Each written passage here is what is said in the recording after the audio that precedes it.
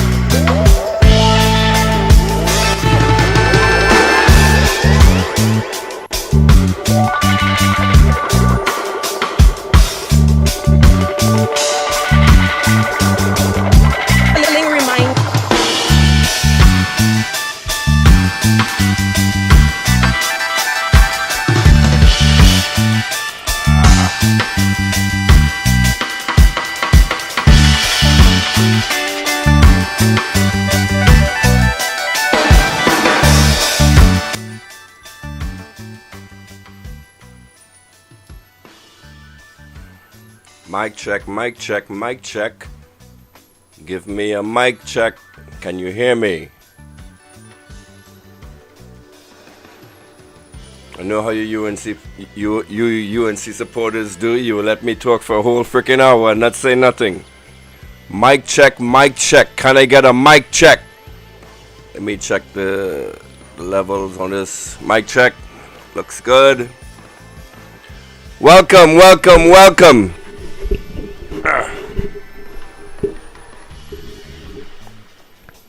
Welcome to the Slimy Show. How you guys feeling today?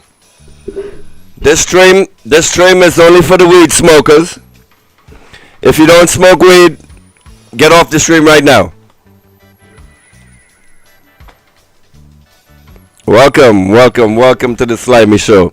But before we get started, before we start desecrating stuff, let's start the show as we usually do with a prayer from Sister Aisha.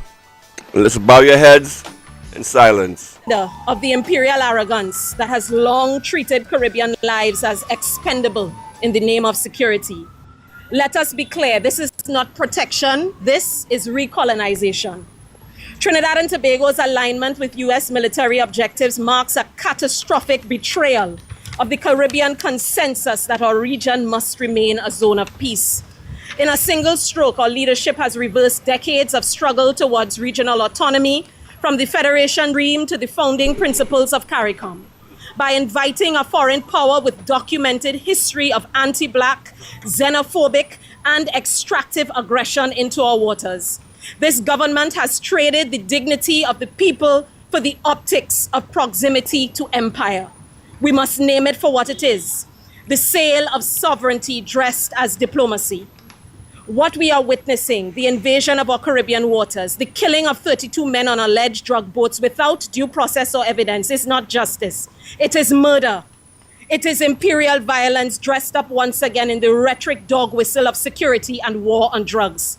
Again, let us be clear, this is not about drugs. It is about natural resources. It is about oil. It is about power.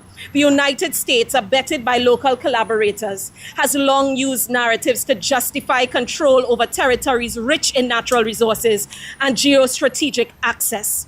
Our region has been a pawn in their empire building for centuries.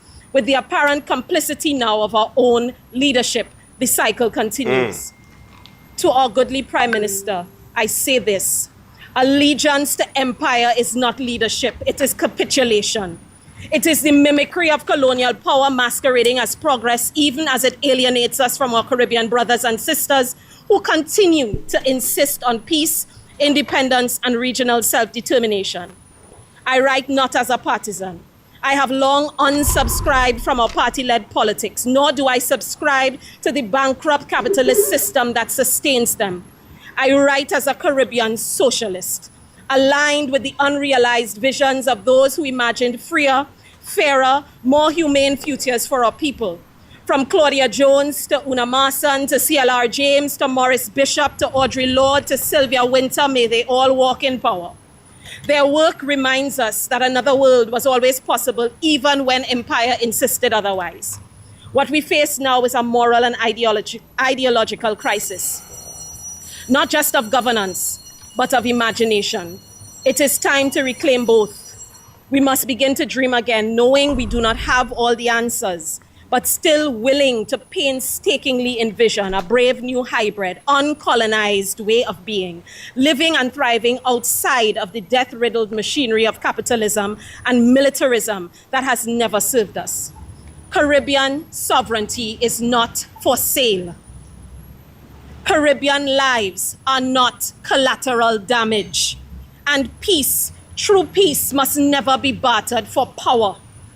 I am taking this public stance for my baby girl so that one day when history measures who stood silent and who spoke, there will be record that I did not sit idly by.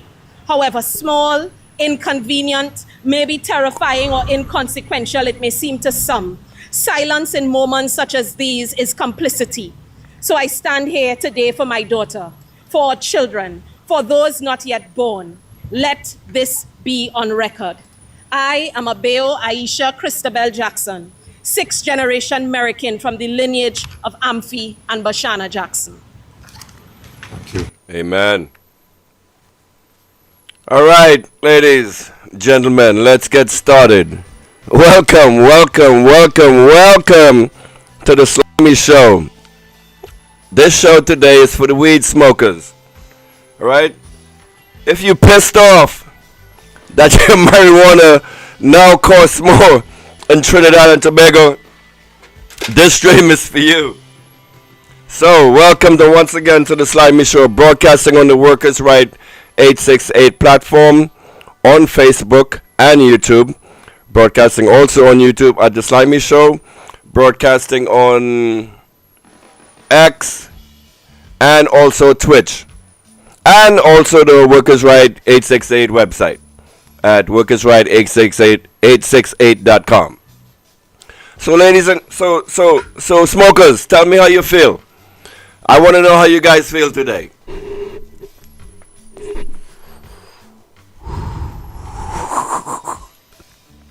So I'm here over here in the United States laughing at you because my weed still costs the same. My price hasn't gone up. So I'm here a little bit to laugh at you. Are you winning?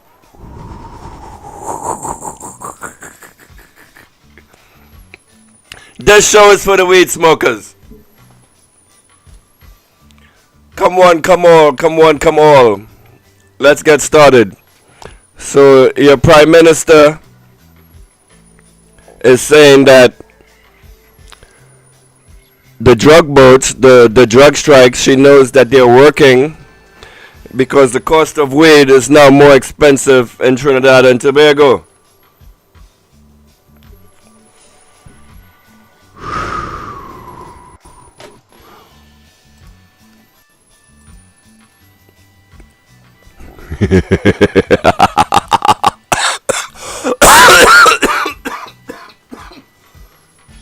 Excuse me, ladies and gentlemen. Alright, let's get to the first video.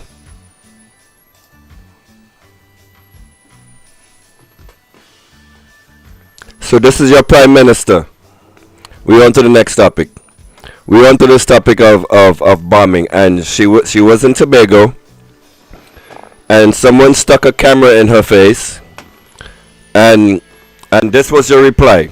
I really don't know what is going on with this government. It seems like there's nothing but a bunch of kunumunus in there, and whenever you stick a camera in front of a UNC representative, you get nothing but kunumunu answers. So, ladies and gentlemen, let's take a listen to your Prime Minister. What can you tell us about this alert that we heard? So this is, was all active members being told. I think this is actually a dated video. I'm a little late on this. This is like a couple days old, but it's still fun to laugh at this woman. To duty. I don't know. How's the audio, everyone? No knowledge about that. I'll find out. What can you say to the public right now? Some members of the public have some schools asking to dismiss, some places, some business Well, I places guess asking. there's a lot of rain, so they may want to go home. That happens at times. But just because of the rain? So everybody was scrambling. Everybody was scrambling on Friday, clogging up the streets, clogging up the groceries, getting all in a panic because of Hurricane Melissa in Jamaica. Oh, and that's actually one topic we're going to talk about tonight. I wanna show you guys some of the destruction that happened with this hurricane. Why are people calling me when I'm live? I don't know. No one has requested these things of me. So when it comes on my desk, this phone, I've seen nothing of that sort, and I get a lot of messages. So if there's a situation, Kunumunu Prime Minister. With it. When we look at the U.S. reports talking about an imminent strike on Venezuela, has that come across your That desk? has not come. Yes, I've seen the reports. I've also seen where President Trump is saying something different. So again, there's a lot of speculation, not just here, not locally, everywhere. I mean, it's a situation that really demands everybody's attention. We will keep our eyes and ears peeled and act when we see it's appropriate. We are not sitting ducks as we say here. We might be getting rained out, we're not sitting ducks in the rain. We have been receiving intelligence reports, and thus far I have none that there's an imminent strike anywhere. This is the leader of Trinidad and Tobago. there was a call that went out to the army, police, whatever, to have a meeting at 1800, that caused the whole country to go into panic, and your leader has no idea, no clue what is going on. To the nation right now, the weekend is coming, people will be out and about. This video was on a Friday. What would you say to it? I would say, be calm. There's nothing to fear at this time. I cannot predict the future, but on my cards, on my books, there is nothing to fear. We go in this morning, How are we supposed to stay calm if we can't smoke weed? Miss Kamala Prasad Besessa. How are we supposed to do that? Because weed has this effect on the human body where it like calms you down, it relaxes you, And so when your population, your capitalist population doesn't have this vent, what do you think is going to happen, Ms. Besessa? But anyway, let's continue with this Kunumunu leader. State of emergency. The data shows us clearly that it has worked as an instrument. It's not a cure-all, it's not a panacea, but it has worked. Murders are down, other serious crimes are down, and this is why, based on recommendations from Commissioner of Police, we want to extend the state of emergency. So, the state of emergency, correct me if I'm wrong, I'm a little stupid, right? And I was smoking weed. Wasn't the state of emergency in Trinidad first put on because it was like a specific issue? It was used to, because there was something about somebody in some prison trying to use some rocket launcher to blow up some building in some attorney general, something like that was the bullshit story that they gave you, right? But here we are, this Kunumunu leader, Miss Nusari, talking about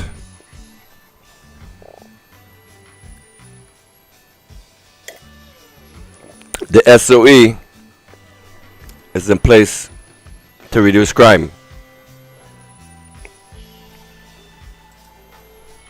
Why do you accept this, people? Why do you UNC supporters looking on with anger right now, looking at me, clowning your leader? Why do you accept this? Why do you support this? Why don't you speak out instead of saying you have this great leader who is actually destroying the country? Why don't you speak out? Why don't you start like turning against this woman? Huh? What would it take? What would have happened in the 5 days of the USS Gravely was here, and are we expecting any more vessels to show up? It was very calm, very peaceful. We saw Little children visiting that warship. We are in the 5th circle of hell, ladies and gentlemen. You know what? We are in the 5th circle of hell, where we have children visiting machines of death. Oh my God, I messed up my slide. You know what? I am so embarrassed to be a Trinidadian right now. I think I want to move to Barbados. I think I'll learn to go speak Bajan and hope that someone over in Barbados can adopt me. Because this is ridiculous now. It's like every time someone sticks a camera in any UNC member, it's not just this woman here, it's every single one of them. Every single one of them are stupid. Like Trinidad and Tobago right now is being run by the Dotish crew. Why are you not in the streets right now, Trinidad and Tobago? Why are you on the live listening to me complain? Smoking my cheap This weed. partnership with the US against narco traffickers, are you satisfied with the information that you're getting from the US? Are they being cooperative when you would make your own inquiries as to what's happening, anything like that? Sure, we've been in touch with the Charge d'Affaires here. My Minister of Foreign Affairs has been in touch. Once before you asked me something and I told you we could get the whole Ganja. When we were in New York and you asked me, I said there's always room for improvement. There is always room for improvement, but thus far there's nothing that has me unduly worried at this point in time. Are we looking at oil prices going up and down because of uncertainty in the market? Should they have nothing to fear to? We are a oil and gas energy economy still. I don't understand. There's uncertainty in the market because of what people are hearing in Venezuela. Have you been following that, paying attention to that, what that can mean for our economy? Well, we always have had because of our energy-based part of the economy, we've always had price shocks. We've had production shocks as well. We've been able to weather those thus far, and we continue to monitor the prices on the world market.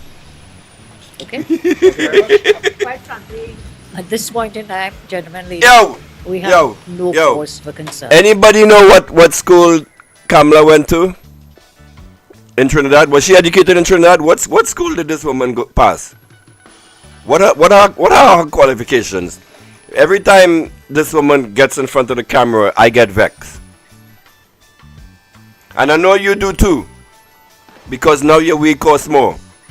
Now your cigarettes cost more. Now your alcohol costs more. Now you can't relax like you used to. You can't kick back and go home and sit down in your chair like me like this.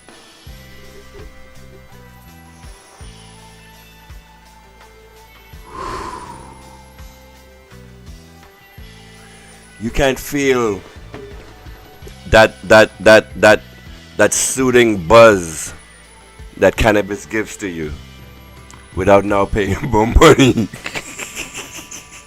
If and I'm when sorry, that happens, my brothers and sisters in Trinidad. I'm sorry for laughing at you.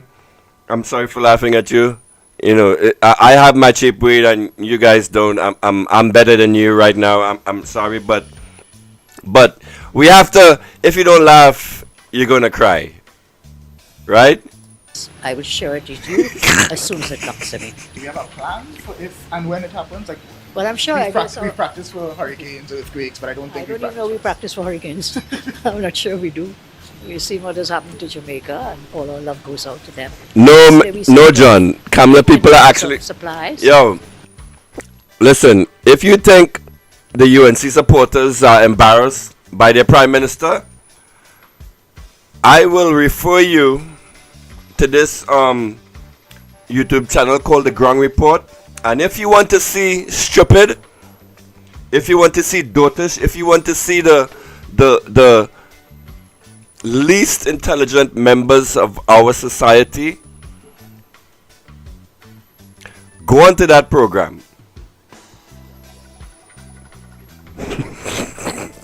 Relief supplies. This morning we sent off some medical supplies with Caribbean Airlines, and they've now requested to get some help with personnel for TNF. All right, she's talking about Jamaica now. Sit down all their power lines. So I think during this week we are sending a few senior people first, and then we may send about 25 in a battalion to assist them because all their power lines are down. So we are focusing on helping them. Haiti and Cuba now, we have to also redo our efforts to try to also send some help to Cuba and Haiti and some of Bermuda, but Cuba is Phone guy. badly hit. This is what you voted for, phone guy. So what was your question? Just one more time. What is the plan if we reach that state of war, for lack of a better? Teaching in all seriousness and with greatest of respect. I think it's appropriate to share whatever a plan may be and whatever the plan is. These are national security matters. They're exceedingly sensitive matters. And I do not think it is for me to be at liberty. Why is she always yelling at National Keishan? security plan. Keishan is like one of the best reporters we have right now. Why is she always get being hard on Keishan? Can anyone answer me that? It almost seems like Kamla don't like to be asked questions. Plans at this point in time. What should the public be doing in that event? The public should be going about their business. You hear that, Olia? Keep strong. Keep strong. Always put your faith in the Almighty. Put your We'll faith be in the fine. Almighty. We will be fine. Again, I assure you, if there was any cause for concern for Trinidad and Tobago, I will share it with you. Prime Minister, we will share it with you. This video was taken on Friday, by the Was way. that word getting wet? Yeah, Yes, definitely. always. You will have a very blessed day, and thank Thank you you so very much. much. All our best to Mr. Bisessa as well. Yes, I will. No, he's fine, you know. It's just he walks a little. Okay. It comes.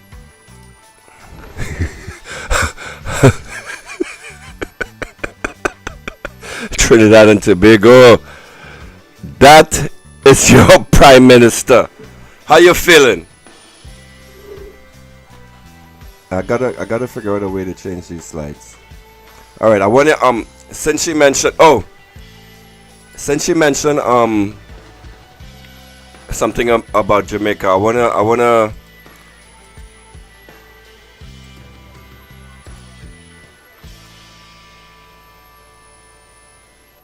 I think this is the slide. All right. So Jamaica had this horrible hurricane, and I want to show you guys some of the destruction that happened in Jamaica. Since she actually mentioned that in the video when she was speaking just now, and I want you guys to pay attention. Actually, let me take the music off because this is actually pretty bad.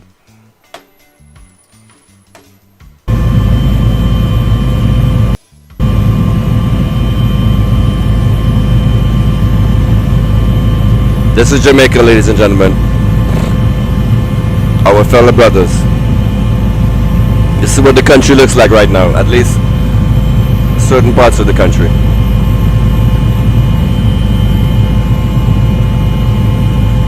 So this is Prime Minister Holness in a helicopter, and he's currently touring the damage that happened.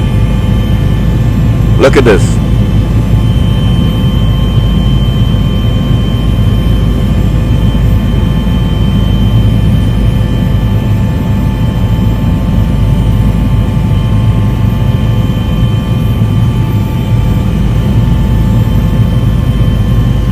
I didn't know it was this bad, man.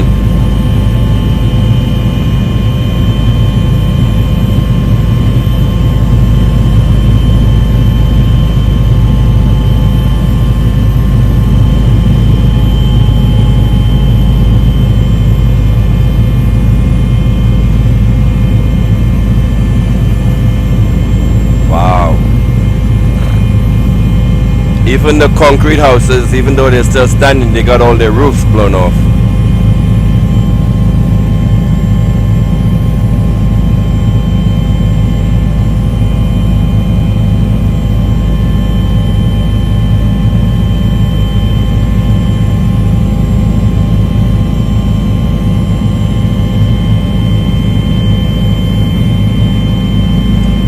This is horrible.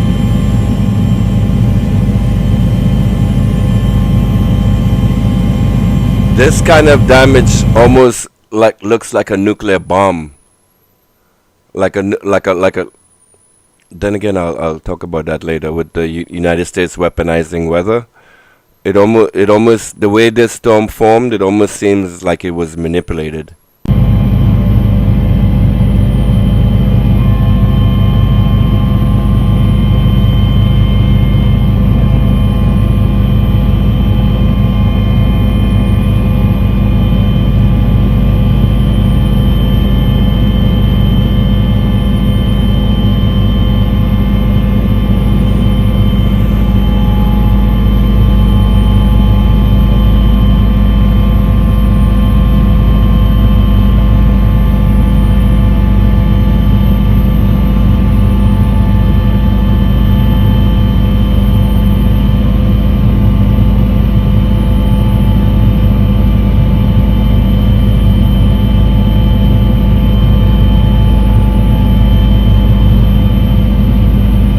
The video is about 12 minutes long. I'm gonna play the entire thing because I want you guys to see the extent of the damage.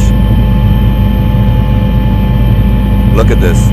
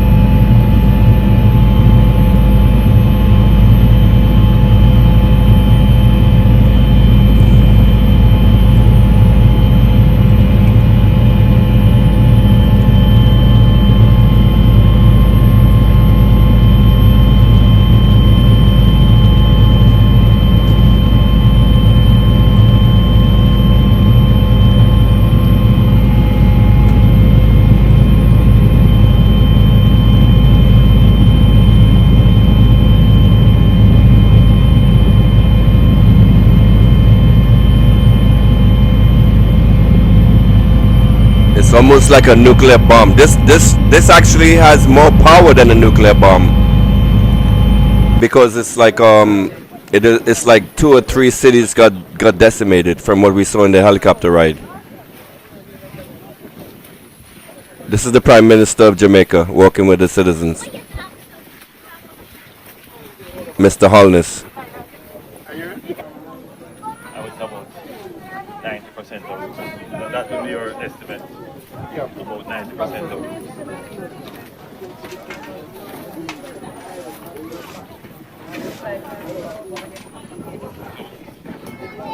After today's assessment.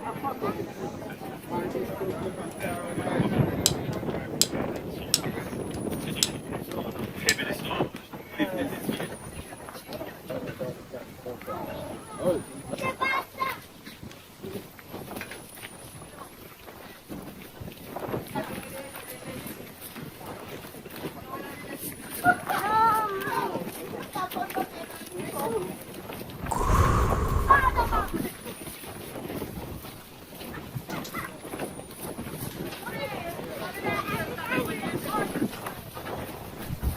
Yowza.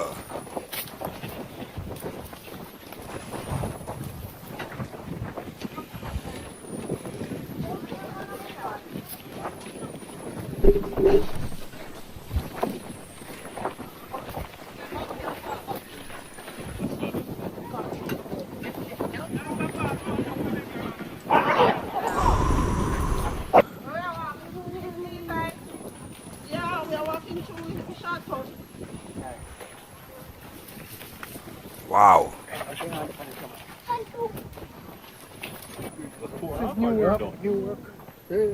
That's an electrical transformer. The poles are up.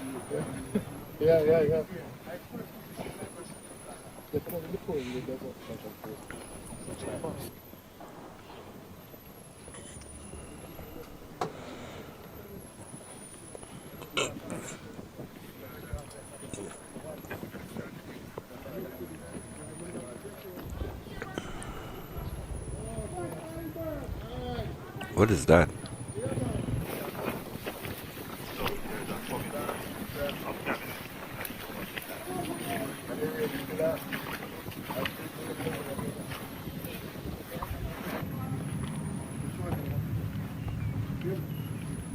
Oof.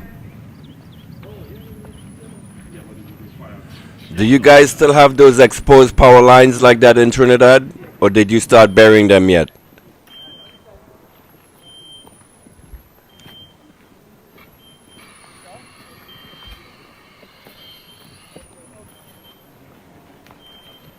Jamaica had this is not the first hurricane that Jamaica's experienced. Why haven't they like improved their infrastructure? At least those electrical lines should have been buried by now. That is so dangerous.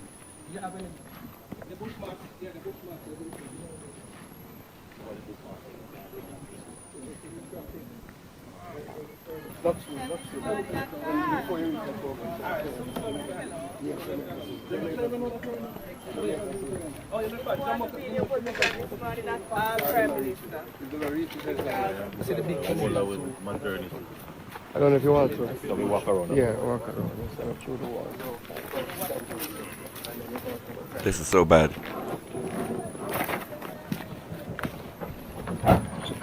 And you guys in Trinidad should consider yourself tremendously blessed.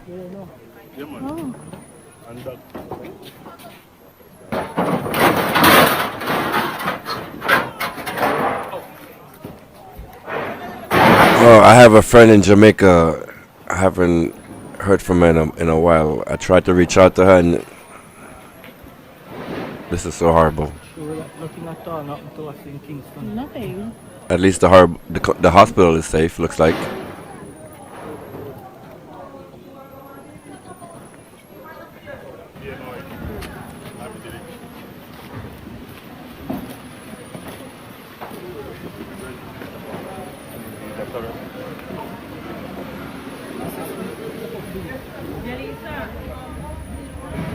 This video I got from Prime Minister Holness from his direct feed on X, and I copied it and put it over for you guys.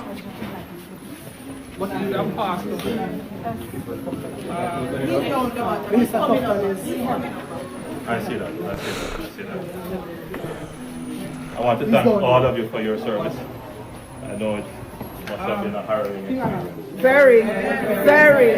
The most terrifying experience in all my life, and I would not want to see it again.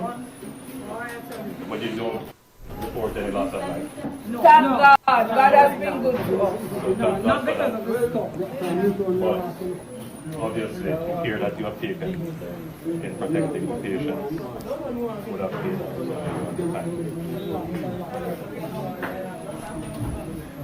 I don't know if you have had an opportunity to see the rest of the film, but certainly you have heard.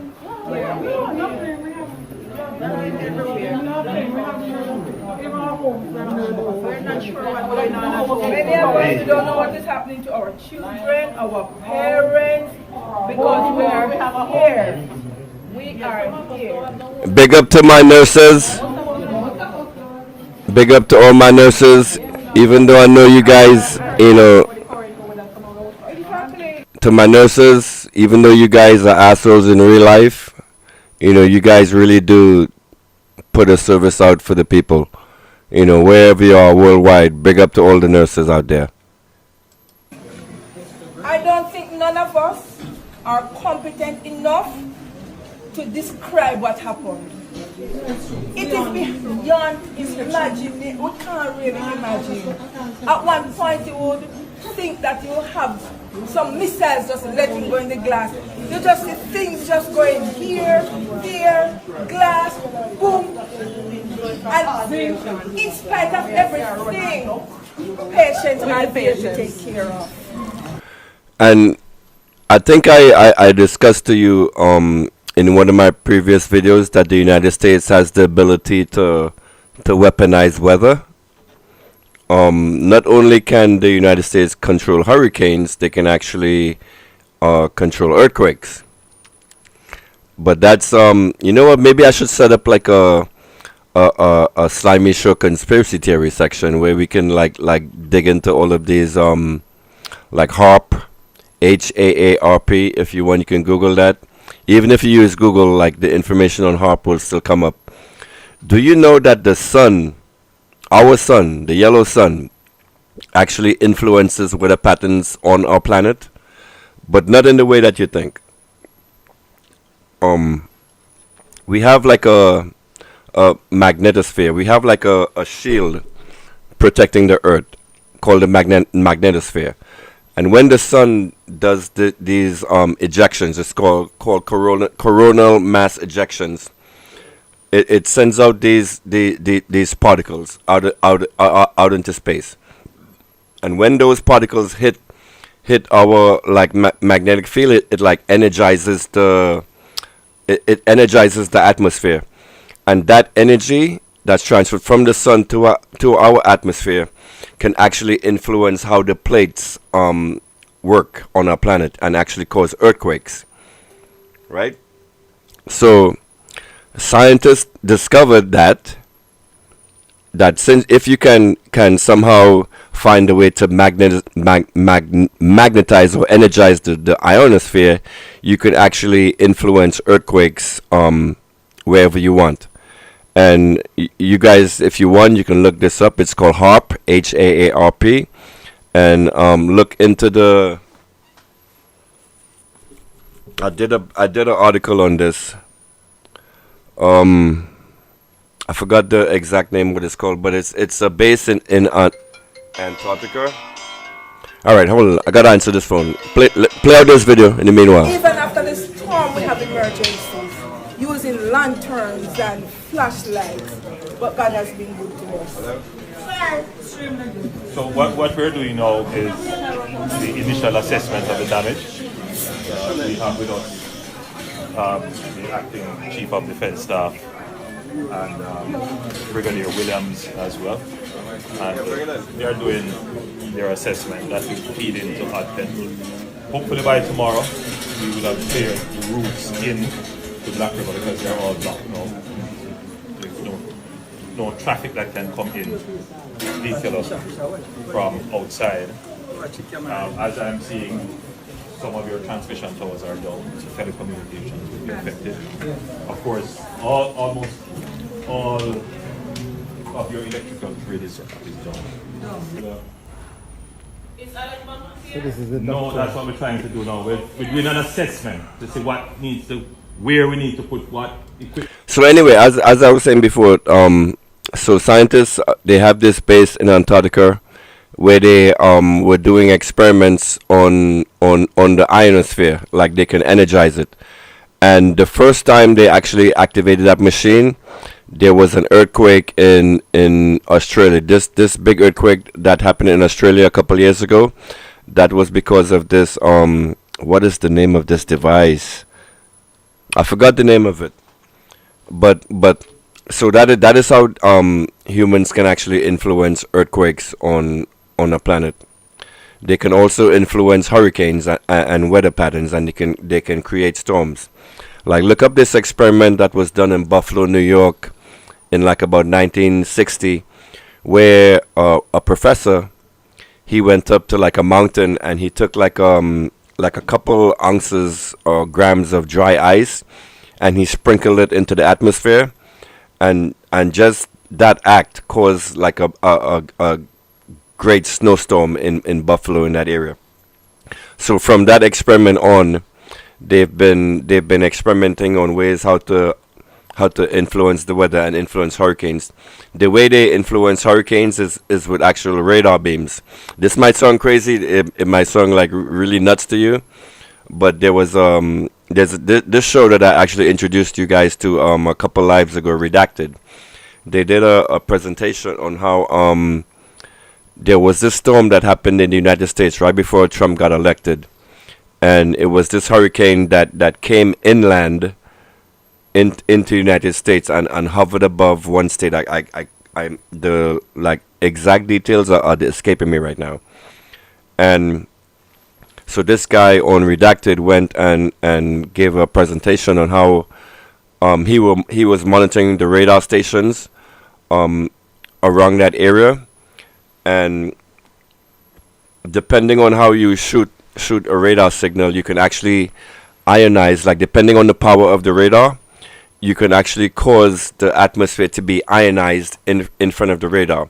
Like if a human was to go and stand in front of a radar transmitter at full power, he would die. He would just like disintegrate.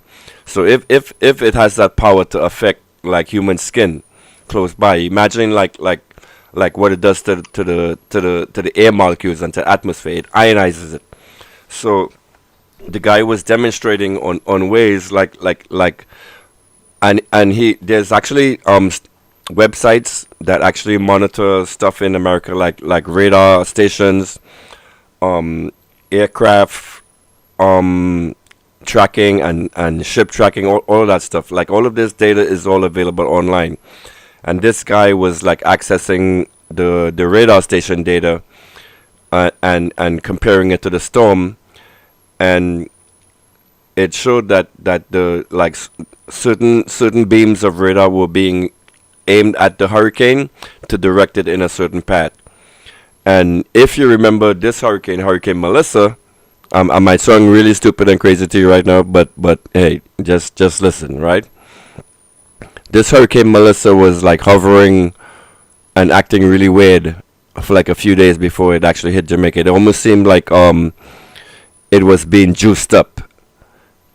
You know what I mean? It was like acting crazy right before it hit. Like it almost like it seemed like they were trying to magnify the storm bigger than it was. I don't know. Maybe I'm crazy. Maybe it's just nature that did this to Jamaica. I don't know. Meant to move. I know it's rough. I know it's rough for me, but I have to hold it out now. All right. I have to just hold it out. By tomorrow, however, roads will be open. Yes, you got it. Iron Beam. Martin. I got. Let me change the way the location of the screen, because I have to look up to read the chat. Let me put it down on this level right here where I can look at you. Martin Al-Amani, I was in the CIA making this. Hey, Martin, so tell us more in the chat. Tell us more about how this is influenced. Martin seems like a man of knowledge. So tell us about the CIA, how they ionize the atmosphere to actually change the direction of a storm and hurricanes, or how they can change a hurricane, or how they can change a storm into a hurricane. Because from the way hurricanes work, it uses it uses power differentials, temperature differentials. Like it basically, a hurricane gets its power, most of its power from the temperature of the ocean. So with this hurricane, it almost seemed like they were hovering the hurricane over like a certain area to get juiced up before they released it into wherever they had to do. But that's me. That's slimy. That's what I believe. That's how I think. I like nothing is real anymore. And but my question, like, Jamaica has been subservient to the United States. They've been doing everything that the United States wanted. Why would the United States do this to the country? Is one question I would ask myself. That is something that we could. Yeah, I can't talk to the road. And yes, iron beams can manipulate storms. Why am I going to Rowley? And actually, maybe it's actually appropriate that this slide comes up right now, because in recently in social media, Keith Rowley has been going around with this statement.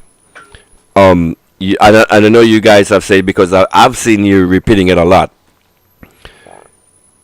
Who dead, right? So let's pivot away from the Jamaica situation and hurricane conspiracy theories over to this thing right here. So let me give you guys something you've never seen before. So Keith Rowley, no, actually just listen to this video. We're upwards approaching 80% occupancy. All the IC units are almost used. We are told today they are 90% occupied. What exactly are we saying? Because there's a phrase that is missing from this position, saying that what they are fighting for and what they will lay down for is the right of choice. I understand that. I accept that. But you know what that also is saying to the population? And I read that from this document. It's saying, let us leave it to choice, and who live, live, and who dead, dead. Live, and who dead, dead. Live, live, and who dead, dead. And who live, live, and who dead, dead. And who live, live, and who dead, dead. And who live, live, and who dead, dead. And who live, live, and who dead, dead. And who live, live. See what I'm doing right here? And who live, live, and who live, live, and who dead, dead. And who live, live, and who dead, dead. And who live, live, and who dead, dead. I understand that. I accept that. But you know what that also is saying to the population? And I read that from this document. It's saying, let us leave it to choice, and who live, live, and who dead, dead. And who live, live, and who dead, dead. Oh, come on. Frickin' slides. So listen to this again. So certain actors took the words of your former Prime Minister Keith Rowley, he who live, live, dead, dead, and they used this little clip of him when he was actually at a COVID conference trying to tell people to get their vaccinations because we care about you and we love you so much that we don't want you to dead. We want you to live. Get it? I hope you feel a little different about Keith Rowley after you hear this. All the IC units are almost used. We are told today they are 90% occupied. What exactly are we saying? Because there's a phrase that is missing from this position, saying that what they are fighting for and what they will lay down for is the right of choice. I understand that. I accept that. But you know what that also is saying to the population? And I read that from this document. It's saying, let us leave it to choice, and who live, live, and who dead, dead. That is what is being said. A government in this situation cannot accept that. How you feeling, ladies and gentlemen? Welcome to the Slimy Show. Welcome to the Slimy Show. Welcome, welcome, welcome. Like and share, like and share. Today is a beautiful day. Today is a beautiful day. And you know why? Because Dick Cheney is dead. Ladies and gentlemen, where is my applause track? Renison. Ladies and gentlemen, as you sit back and you puff on your now expensive blunt, feel relaxed, take a deep breath.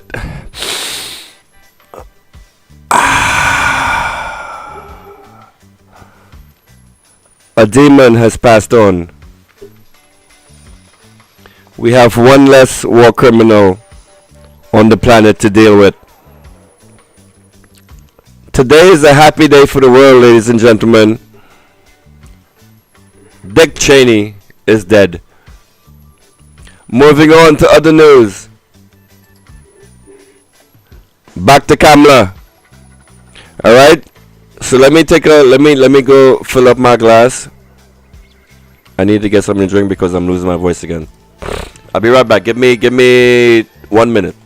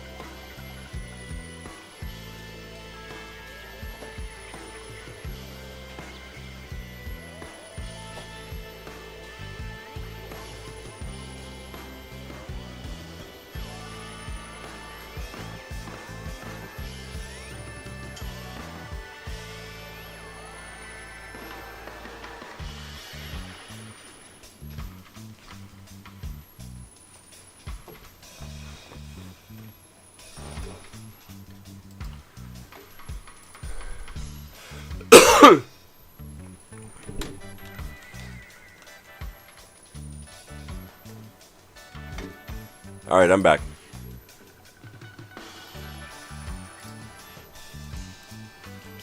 All right, actually there was one slide that I wanted. There was a video that I wanted. There's a video that I wanted to show you. And I want to give some props to Andy Williams of the Ground Report. Change is good, ladies and gentlemen. Change is good. And I want to highlight a change. Where are my freaking slides?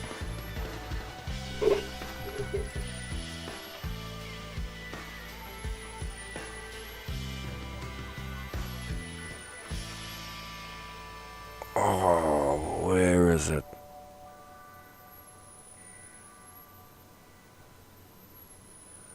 There was this video on this thing that I wanted to show you guys. All right, let me see if I can pull it up in it. I didn't put it in my slides. You see, before I do this show, it actually takes me a good 4 hours to prepare for your show, because in addition to me looking at news channels like all day long, looking at stories, looking at current events, I actually have to copy videos, upload videos to YouTube, put them into slides, and then present them to you. And there was one video that I wanted to show you that is not here. It was this international journalist did a report on the after effects of the boat leaving of the United States, pulling out of Trinidad. Come on. All right, let me see if I can pull this up real quick. I didn't save it where I was supposed to save it. In the meanwhile, the number to call in is 347-791-3311. If you have something that's on your mind, if you're a weed smoker like me and you're upset that now you have to pay more for your marijuana, the number to call in is 347-791-3311. So while I try to pull up this video for you guys, because now Trinidad is on the international stage, you guys know that, right? We got Al Jazeera, we got the BBC.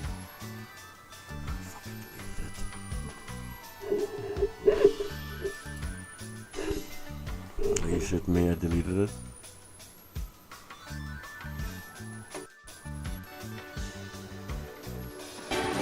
Well, in some breaking news, sources have confirmed active duty soldiers have been ordered to report to duty and assemble at various military installations as part of a large... You guys know where I want to play. No, that's not it.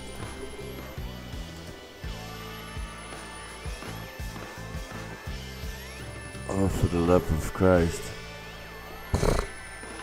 What, it was this journalist, they did a presentation on the after effects of what would happen after the United States leaves and the detrimental effects on Trinidad.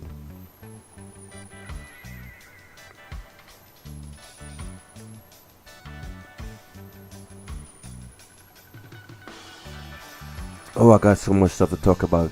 The PNM did a meeting yesterday. I want to big up to Amy Brown. I want to give a shout out to Amy Brown because Amy Brown listens to the Slimy Show. Where's my applause track, Renison?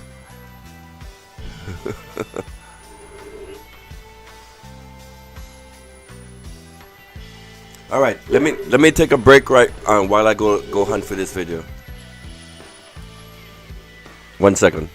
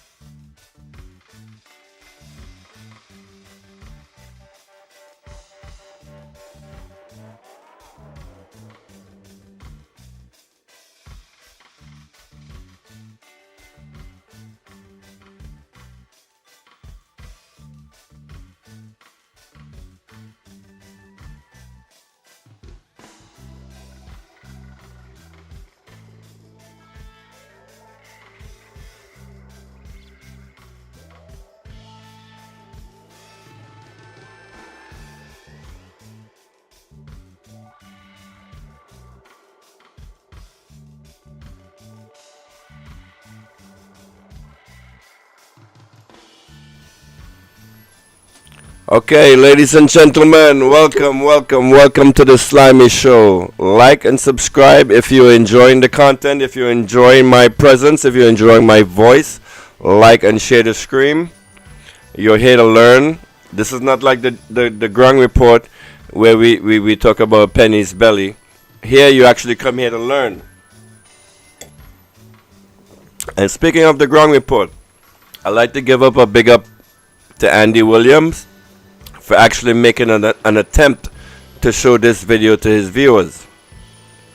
And I'm about to show you the video right now, and I'll comment after on what happened after he showed this to his viewers. Tonight, I want to explain a small country Hello and welcome to Times XP. I'm Kriti Atri, and we are going to talk about a small country that could become the biggest loser in the US-Venezuela conflict. Trinidad and Tobago. Trinidad and Tobago. Just 1.4 million people. Two small islands, tiny in size, but one of the most important energy hubs in the Caribbean. And here's the problem.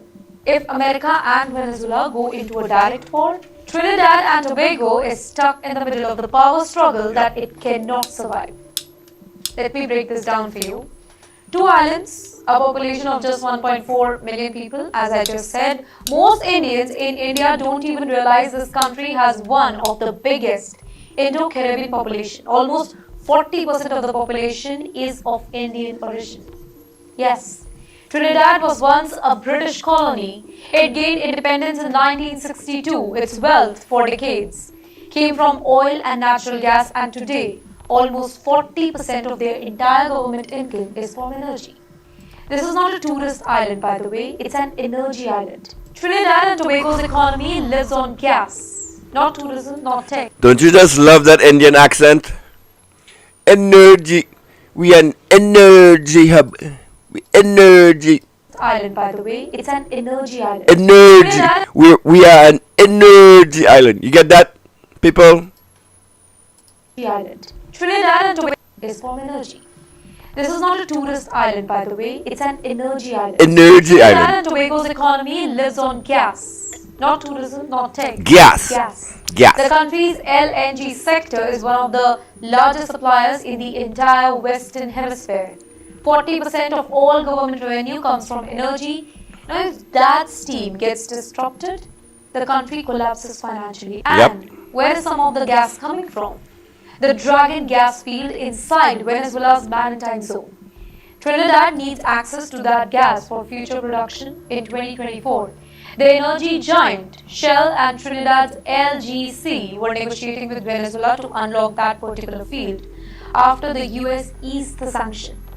But now, war clouds. Trump has deployed 10,000 troops, warships, special forces to the Caribbean. Russia has now inserted military aircraft into Venezuela. The Caribbean all of a sudden looks like a Middle East. Yes, small islands surrounded by superpower weapon. And Trinidad is right there, trapped between Venezuelan territorial water and American military assets. You know, if conflict explodes here, gas deal freezed. Investment stops, companies panic, LNG terminals slow down.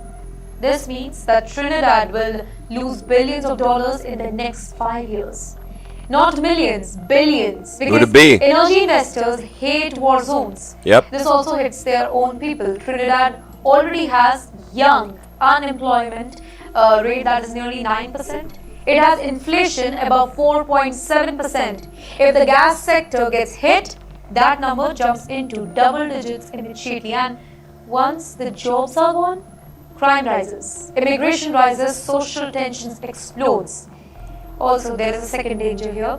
Venezuela already hosts one of the world's deepest pro-Russian network. If war erupts, Russian and maybe, just maybe, Iranian assets also, they can use Venezuelan ports and airstrikes. United States military assets will respond from nearby Caribbean water. And guess who is sitting right in the middle of this two-sided geographical war? Trinidad and Tobago. This island. And what is happening is you have propagandists on the UNC side that are saying that even if America bombs Venezuela, Trinidad got nothing to do with that. We don't got nothing to do with that. This is how the UNC people are thinking about this. It's almost like it almost seems to me like they're encouraging the destruction of Trinidad. They either that or they're fully stupid. They see all of this happening and still follow blindly behind this government and everything that their people are doing. You have the dumbest people in history. It's like she picked the dumbest members of the country and put them in leadership roles. It's almost like it's a slap in your face. It's like a joke to you. But I would like to give a big up to Andy. Miss Arima, welcome. No, but I'm giving up a big up to Andy on this one because he actually played this video for his audience. After I cussed him out 2 days ago, the next day he came on and he actually tried to do a good job and actually tried to, instead of talking about the nonsense distraction stuff that they always do on the show, talking about weak belly penny weak, that all that bullshit, he he actually played this video for his audience. And the way he reacted after the way the audience reacted was totally disgusting. You should have read the chat. Actually, I don't wanna to stink him up too much on the live. I would just like to commend him for actually doing a good job and actually trying for the first time in a long time to actually relay news and put that information to his audience. But his audience, once they saw this video, they totally rejected it. They why are you playing this? Oh, this is fake news. Oh, none of that is true. Oh, none of that is gonna happen in Trinidad. And Andy, instead of being a host and taking charge of his audience, because he's an influencer, it is his job to influence. But instead of taking the next step, because he as a presenter, just like I'm doing to you, I have to take time out of my day, like hours upon hours, to actually look up stories to actually present to you. Andy should have been doing the same shit. And if he takes time out of his day to present a story to his audience, he should be trying to relay a message. And if the message is not understood by the audience, it is his job. I'm reading the freaking chat and I'm reading Mr. Rimas government. So it is his job as a host, as an influencer, to get his audience up to speed. Like for one time, for the first time in a long while, he was like literally out of propaganda mode. But then soon as his audience like rejected this video, he just caved in. So Andy, good job. I'm happy that you listened, but now take it up to a different level. Now it's time to be a leader and actually start teaching your audience the right stuff. Congratulations on that. I'll lay off your ass for today, but my eye is on you. Could become the parking lot between the two military. Welcome, Miss Arima. Scared investors leave, tourists die, sports get militarized, sea routes. And ladies and gentlemen, in this chat, Miss Arima has the big dick. She has the big dick stick. But you know what, Miss Arima, let me tell you this. I want to encourage free speech. If I cannot defeat the speech in chat, if I can't defeat chat with my intelligence, then I shouldn't be on this platform. I shouldn't be presenting to you. If someone in the chat says something that I don't like, if I don't have the intelligence and the strength to let that person speak and probably correct his thoughts with my influence, then I don't deserve to be here. Okay, so that's the message I want to give to you, Andy. Be good, do good. Because I want you to think about this, right? Fast forward a little bit. Let's say, and this happened to me, because you guys have seen me over the past year, like switch my allegiances. I first started off supporting Philip Alexander. Then I went over to the UNC team, because I thought I saw potential. Then I swung back to the PNM team. Now I'm outside of all of those teams. Right? So if I can do this, if I can change my allegiances, so can your supporters, Andy. But the bad side of that is when you lose a supporter, that person becomes extremely angry at you for lying to them and messing with their heads for all this time. So let's say we're in a time of war.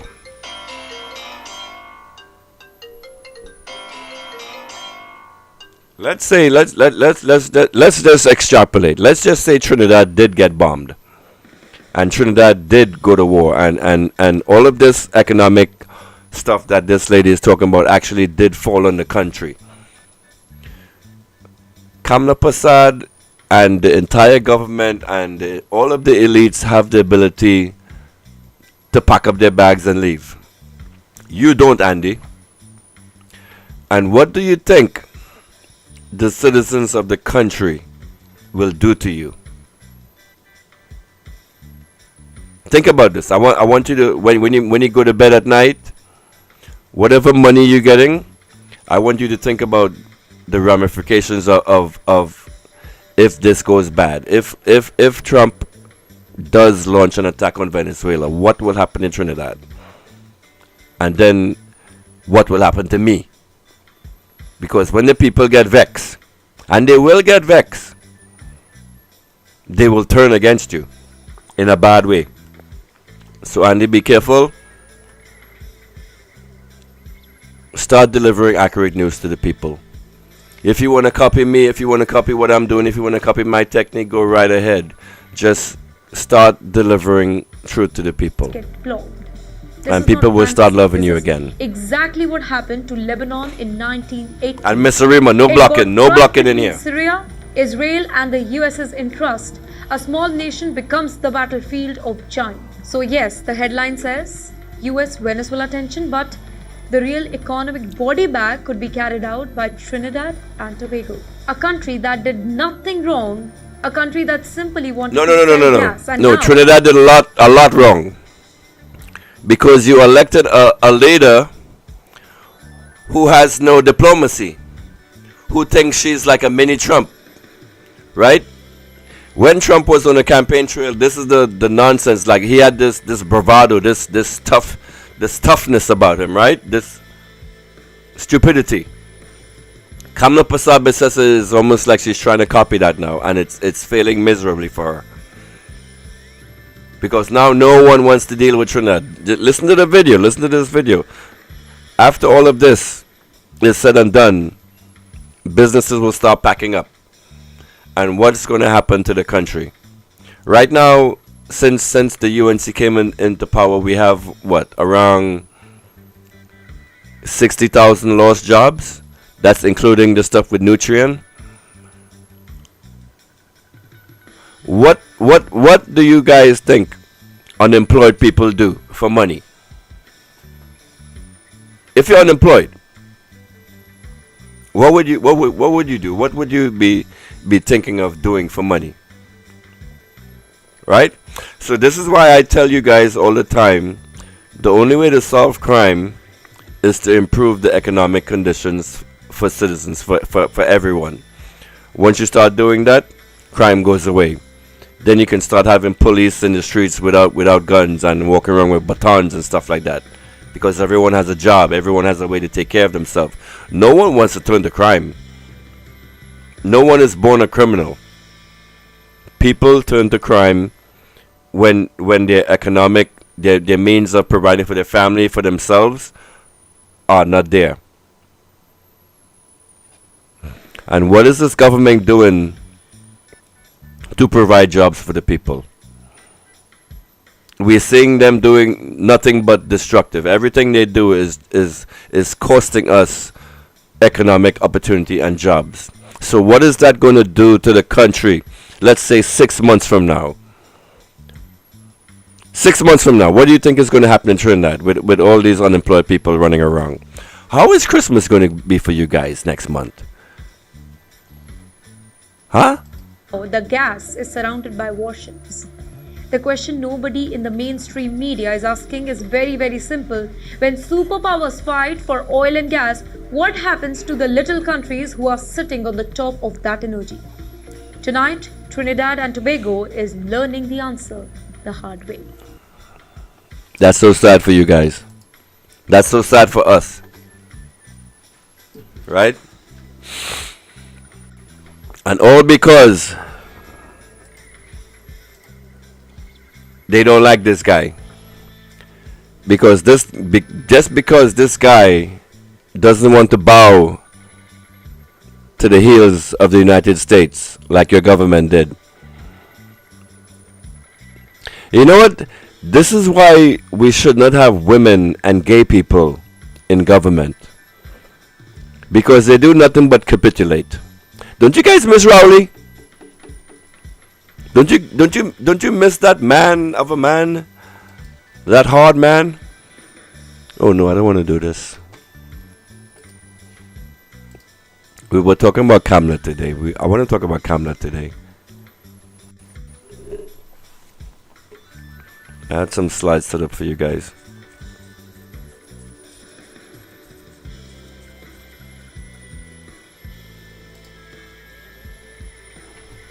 Let's play this video right here first before I get into that.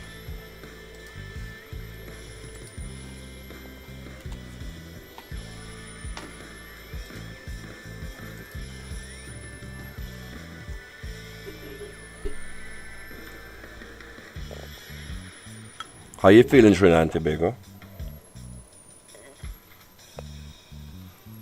Your Prime Minister is so incompetent. Right? You listen to me? Your Prime Minister is so incompetent that she cannot fix crime on her own. She has to have the United States bring warships into her waters to blow up boats to fix crime. That is how incompetent your leader is. Instead of providing employment to citizens to go fight crime, let's say, for example. So let's say Trinidad is missing a border patrol. We have weak borders. So why not create jobs where Trinis can go out there and patrol our borders? Huh?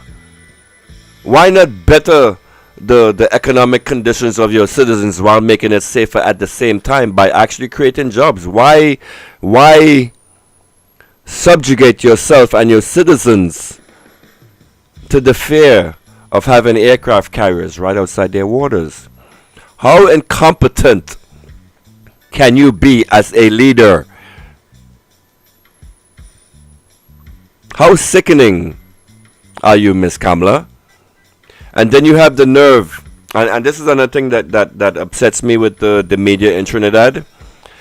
Everyone, if you're watching this show, if you're listening to me by now, you know this whole stuff with Venezuela has nothing to do with drugs. If Maduro was a drug kingpin, he would be the United States' best friend. You heard me?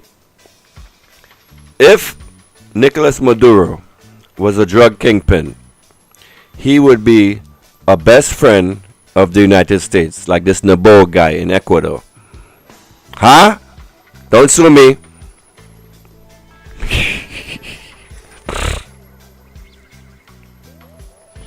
So you have your Prime Minister, your Chief of Police, saying all supporting this nonsense that the United States has ships in our water to combat drugs, and they keep pushing this narrative onto you, and you guys keep sucking it up and keep repeating it when you know it's not true. If you listen to the show, you know that shit is not true. You know the United States is the reason why they're doing all of this shit is to overthrow the government of Nicolas Maduro, or to put pressure on him. You know this by now, but your media, your government officials, your leader is still pushing this narcotics. Even the opposition, because I heard I wanted to play the I listened to the entire opposition response yesterday, and I want to go through that with you guys. it was actually pretty good. You know, when you're thinking about leadership and guidance or whatever, the response from the opposition was actually very, very, very good. And I want to play that for you guys next. So, what is going on here, Trinidad? The number to call in is 347-791-3311. They say Nicolas Maduro is a big drug kingpin. Why is this not viewing properly? Gran éxito este año, grandes éxitos hemos tenido. Vamos cumpliendo la meta que hemos propuesto. Venezuela. So Nicolas Maduro, all right, he did an interview yesterday. Shit. All right, it's not the sizing is not coming out properly, and I guess the audio is not playing. So Nicolas Maduro, this great narco trafficker, just interdicted 63 tons of cocaine from Colombia.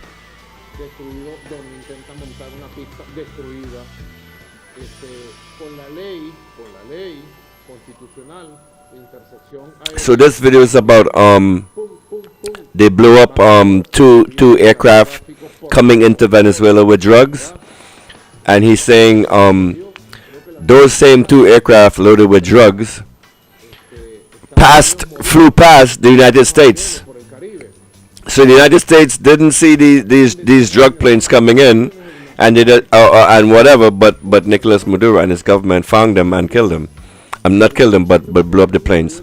From one of the videos that I saw of this interdiction, they actually let the plane land in one of those makeshift airfields. Then they blew up the plane. So this video is what he was talking about. So the government of Colombia recently seized 63 tons of cocaine.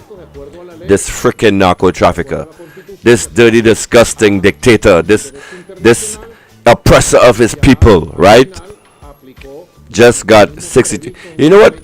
Sometimes I wonder from a governmental perspective, what do you do with all those drugs when you seize them? I mean, 63 tons. You could sell that and make money, right? I don't know, but once again, Nicolas Maduro is not a narco trafficker. He's not a drug dealer.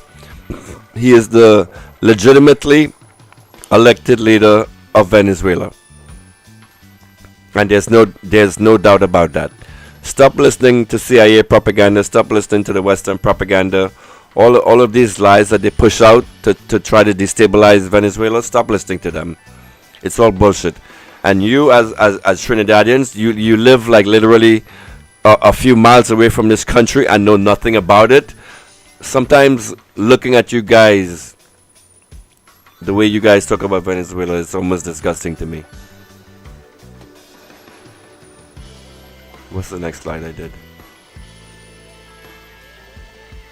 Maduro brands Trinidad and Tobago Prime Minister a warmonger.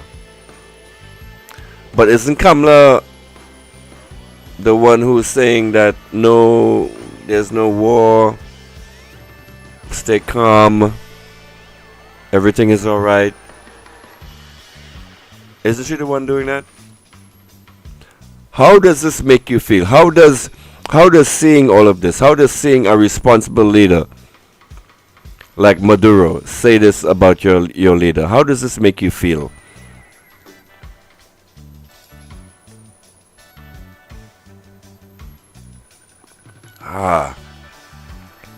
And I don't know if I should say what I'm about to say next, but this video is going around social media and it's painting Kamala like she's so well loved by these children. The children are excited to see their prime minister, yes, but look at how Kamala responds to these black kids. I want you to look at her body language. Look at how she holds her hands. You know, she does the fist bump thing with the kids. Tell me, after you watch this, after I said what I just said, you don't feel dirty inside after watching this.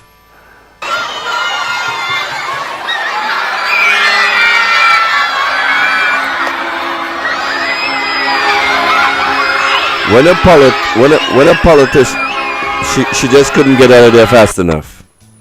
When a politician goes to greet children, they don't give them fist bumps. Fist bumps are made for people you can't stand. And when you look at Kamala in that video just now, it almost feels like her skin is crawling to be around them black children. Am I wrong?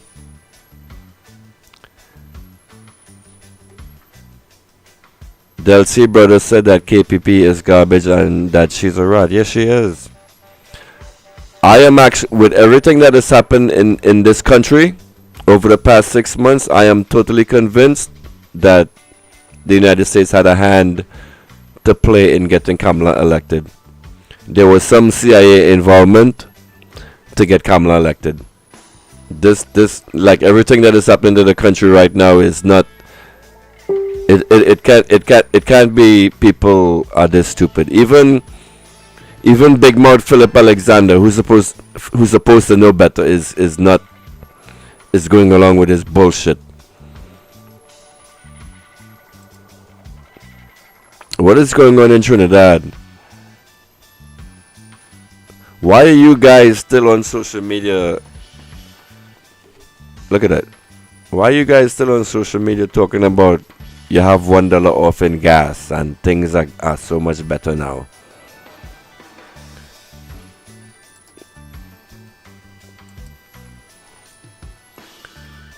Welcome to the Slimy Show. The number to call in is 347-791-3311.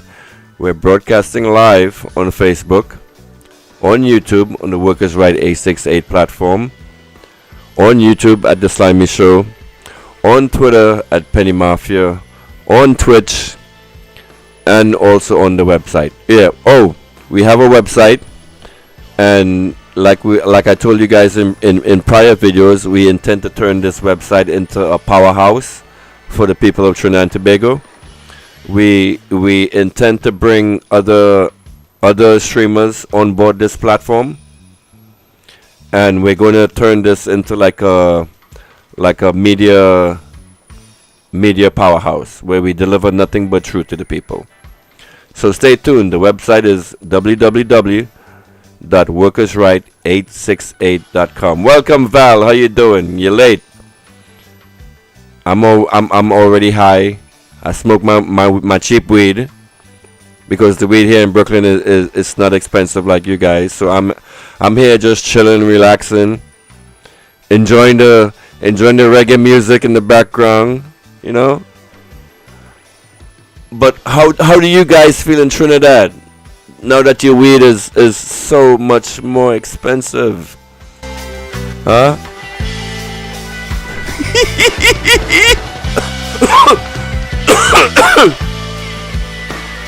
Welcome to the Slimy Show, people. How you guys feeling today? Yes, and what is happening? And also, what's happening, Miss Arima, is countries that were fighting with each other before this are now united because of your prime minister. So you're going to see great benefits for all of Latin America, but Trinidad gets fucked because we were the sellouts. We were the ones that opened our legs for the United States to come in. And I have a question. What did that ship drop off in Trinidad when they were here? Because I saw this video with a whole bunch of let me bring that up for you. Hang on a second. There was this video floating around YouTube with a whole bunch of military transports going where is it? So what did this warship drop off in Trinidad? Anybody knows? If you're in the military and you're upset about what's happening and you feel like giving me a tip, we have a confidential tip line. It's at www.workersright868.com/tips. Anybody from the regiment, please go to their website, and I want to see. I would like to tell to the people, what instructions were you given on Friday? What did they tell you on Friday? Why isn't anybody from the regiment or whatever reporting this? So, if you want to give me an insider tip, go to the website workersright868.com/tips and send me a confidential note. And whatever you tell me, once I verify that it's true, I will relay it to the people. You like that? All right. So let me look for this video with this military transport stuff.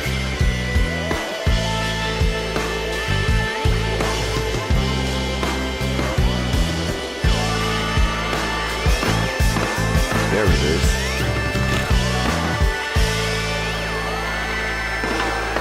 Tell me how you feel about this, Trinidad.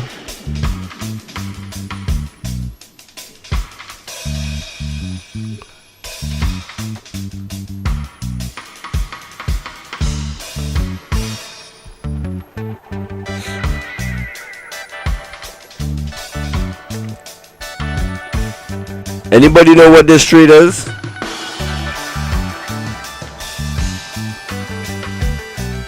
All this military equipment. What is this? This looks like a gas tank. This looks like a fuel truck. Oh, and before it looked like some kind of bulldozer. This here looks like some kind of bulldozer. Or like a tractor trailer, something like that.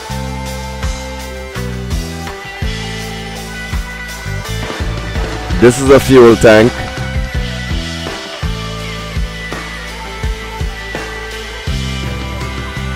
That like Humvees, like ATVs, like off-road carriers.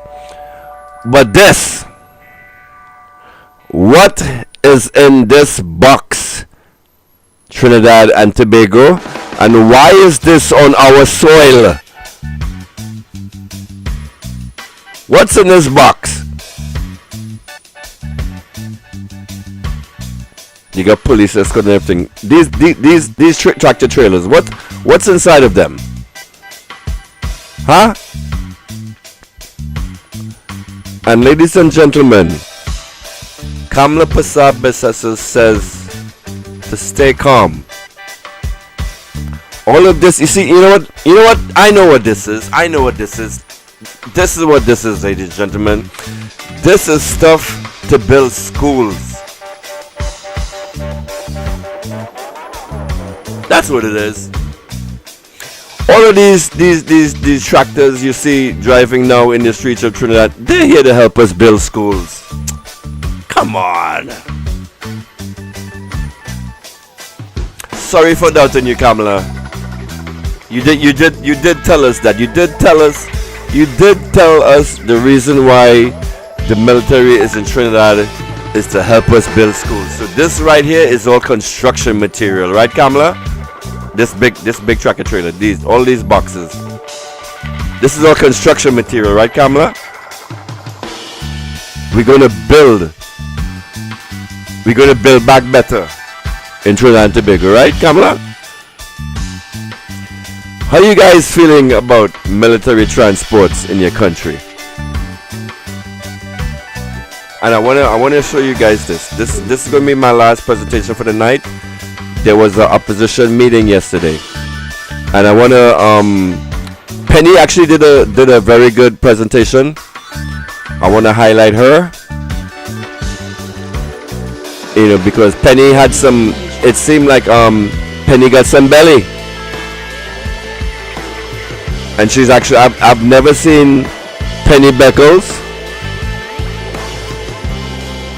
Come on, transit.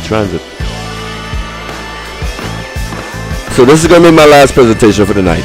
Miss Penny Beckles. And the opposition conference that they had yesterday. And actually the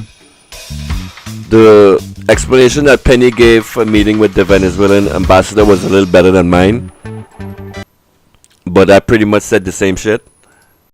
said, I think they are making a huge mistake by taking the sides of a narco government and let's of rewind. the courtesy call took place. So I hope that of October. Yeah, this is going to be the Now, I'd last like to presentation share in this with video. you I'm going to play out this since video assuming and we'll just talk about it. office of the We'll Leader end of after Amy Opposition, Brown I because have had requests. big up to Amy Brown. Amy Brown is a Slimy Show viewer because at least 4 of the topics that I talked about in this show, Mr. Amy Brown actually repeated. So big up to Amy. I love you, brother. QRC strong. Love you. Yes. Oh, and I heard Amy, I think someone was telling me today that Amy actually went to school with me. He was in my year group, but for some reason I don't remember him. Island, and to indicate that it goes through the same. Anybody know what year Amy Brown graduated from QRC? I graduated in '89. So if Amy Brown graduated in around that time, he was like in my peer group. Very impressive the job that he's doing. I must say he's making Trinidad proud. Procedure. You get a letter from the Ministry of Foreign and CARICOM Affairs, also from the Republic of India High Commissioner. I saw him as well. Also from the State of Palestine, from Cuba, and the other request that I have is from Japan. And I So what she's basically trying to explain, I don't national know. sovereignty Oh my God. is that Sorry. if the United States has rules to take it to the police, it clear on each and every occasion that you have a very good relationship with the people of Venezuela, but then you come to say penny backing narco government and slams CARICOM stance on Venezuela. All of it. Anytime you hear somebody describe the government of Venezuela as narco, please correct them. Please. Because that whole narco government, that whole narco terrorist thing, I explained to you guys in the previous video, it is made to dehumanize or to paint Nicolas Maduro in something other than the light that he is the leader of Venezuela. So if you paint him as a narco terrorist, it becomes easier to go into that country to overthrow him, because you're going into the country to overthrow a criminal, not an elected leader. Right? So you're seeing your government, your elected government, actually pushing the same bullshit.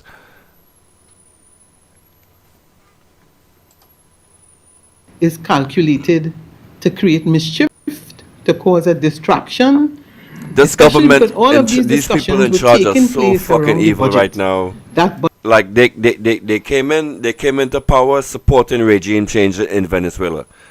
Everybody knows it's regime change. You as a Slimy Show viewer know it's regime change. They know it's regime change because they're not stupid, unless maybe Roger Alexander might think this is for drugs. Roger Alexander is the only pure dunce in the UNC. Everybody else smarter and know what is going on. They know what is happening. So you have this government in power supporting regime change. budget that is fake and fraudulent. And now that the people of Trinidad and Tobago, over the last 2 weeks or 3 weeks, through the Finance Committee, has realized all these several taxes that this government has put in place. So those who originally said it was a good budget, when the Finance Committee takes place and you see that there are no allocations for so many different things, the people of Trinidad and Tobago are very much awake. Related to this matter, of course, is also the fact that the Honorable Prime Minister again, and whilst we put out a press release, I'm using this opportunity because I did not do a press conference on this matter. PNM protecting drug mafia. This is a headline from the Newsday. And this is the headline. the Honorable Prime Minister indicated that It is most concerning that the don't get PNM, vexed? a party long suspected of being financed by local drug mafia, is overtly attempting to undermine efforts to stop drug, arms, and human trafficking into our country. Let me make it abundantly clear that if the Prime Minister has evidence that the People's National Movement is in any way involved in any sign I of have drug never or seen mafia, Penny then the Prime Minister knows this to take it to the police. this activated before. Isn't This this impressive? is Isn't a this very a strong serious black woman allegation, you're looking at right and now? the Prime Minister should withdraw that allegation and apologize. Penny Vex. Because the time has come for this use of inflammatory language consistently whenever you're under pressure, when you are clueless about governance, you want to put the blame on the People's National Movement. That is all this government, that is all this, everyone in government right now, that is all they do. Whenever something goes wrong, they always say, oh, the PNM is the past 9 years. It's like none of them accept responsibility for anything. It's like almost like children, like kindergarten children watching this UNC government interact with us on the world stage, And on that the needs to stop. It is no on the country different stage. to kill them violently and dealing with a very sensitive situation as it relates to Venezuela in a most undiplomatic manner that has caused the people of Venezuela, caused the people in the region. I mean, Trinidad and Tobago is The whole having entire this region, just everywhere. like Miss I'm sure- Arima said. Just like Miss Arima said, she Kamala Persad-Bissessar has united the entire Latin America. I know another country just joined the fray yesterday. God, I forgot the name of this country. Bolivia. Bolivia jumped in. So Colombia and Brazil for the past few years were at war. There were tensions between these two countries. Now, because of your leader, they are now united. So you have the entire Latin America, you have the entire CARICOM, you have Mexico, you have Russia, you have Iran, you have China, and you got now big dog Kim Jong-un from North Korea, where he steps in and says, listen, if you keep arming South Korea, I'm going to put some nukes in Venezuela. So Kim Jong-un just became the wild card in this whole situation. And I think that's kind of why you see Trump backing down now. Because just announced this today, Russia announced that they will send their Oreshnik hypersonic missile over to Venezuela. Things are getting fun, guys. Things are getting real fun. So now Russia has the ability to actually strike the land of America, of their enemies. From Venezuela, Russia can strike U.S. Soil. They've been itching for that battle for the longest while. Right now, Venezuela has the ability to sink each and every one of those battleships in our waters. Trust me. Venezuela right now has the ability to sink each and every ship that is outside of its waters right now. They are itching for this battle. They are.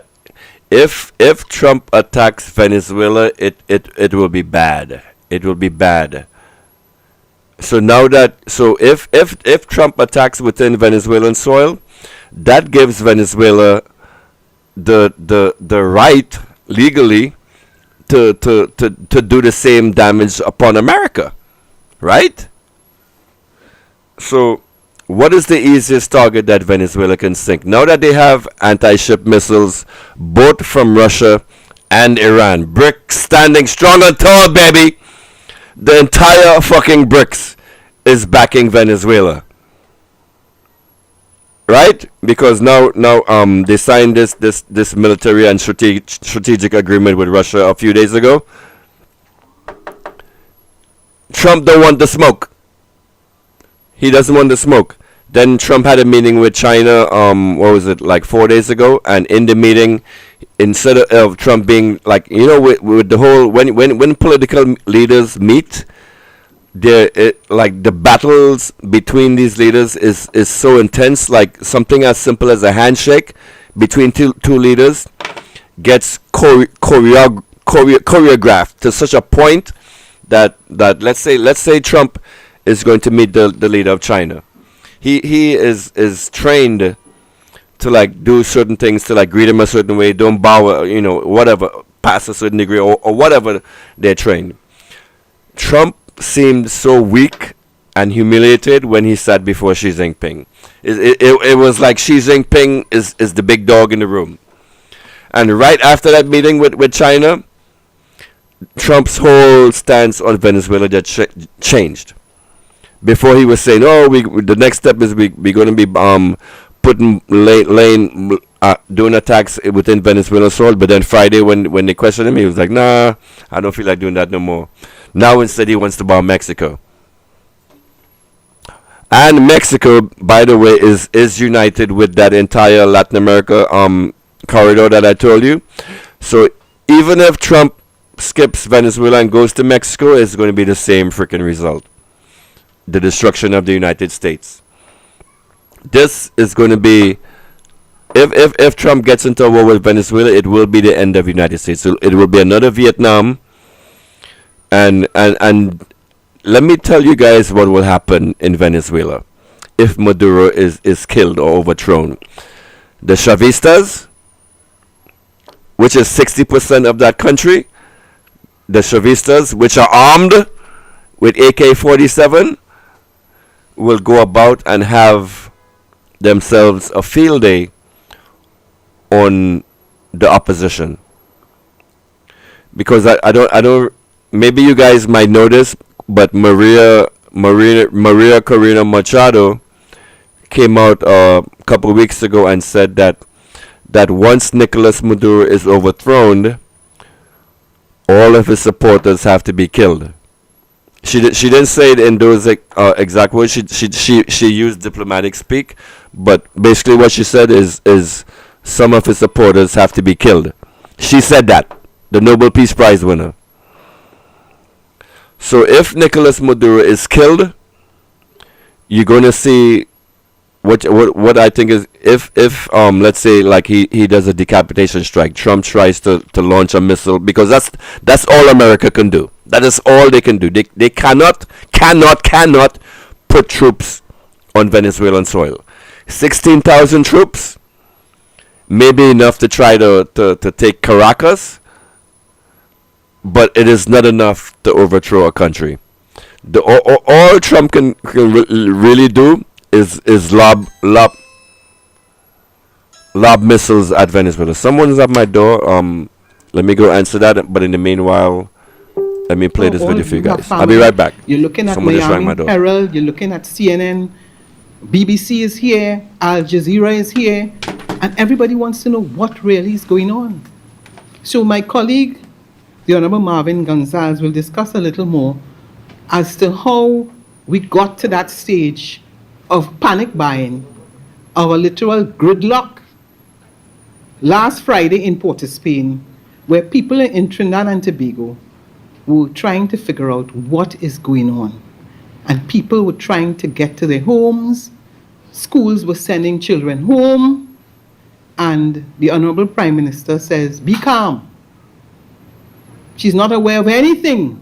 She's not aware of what's happening down in the army, that there was an official order put in place as it relates to people returning, those who, whether you were on leave, you're on vacation, and similar, a notice going out from the police. But that didn't stop there. This has continued, and what is very interesting is that if the United States has made it very clear that, they are dealing with people who into drug trafficking, narco traffickers, and you in the public domain all over the world, they are seeing these types of headlines as it relates to the opposition. what really is the intention of the government. Absolutely no good intention. And if it is, they would ensure that people are paid on time, people get their salaries on time. All of it is a distraction for their incompetence. Because I'm sure many of you are aware of people who have reached into the bank in the line, or you've taken your card and you go to the ATM machine. Because when you look, with technology, you can go online and you see that you supposedly think you have been paid. Until you get to the bank and they say yes, whilst it may be showing that you have been paid, you can't access any cash. That is the level of incompetence of this government. And therefore creating all this sort of distraction and want to put all the blame on the People's National Movement. I just want to tell them we will have none of it. The last matter I want to deal with before I hand over to my colleague is on the Guardian today. Antigua Prime Minister warns Trinidad and Tobago may be in breach of the Treaty of Chaguaramas with duty hike. And if I just could be allowed 2 minutes or less, the Honorable Prime Minister of Antigua makes reference to the fact that in speaking about these taxes, he has indicated that TNT would not want to see its status as the supermarket of the region eroded, especially if tariff increases hurt it more than other territories in the region.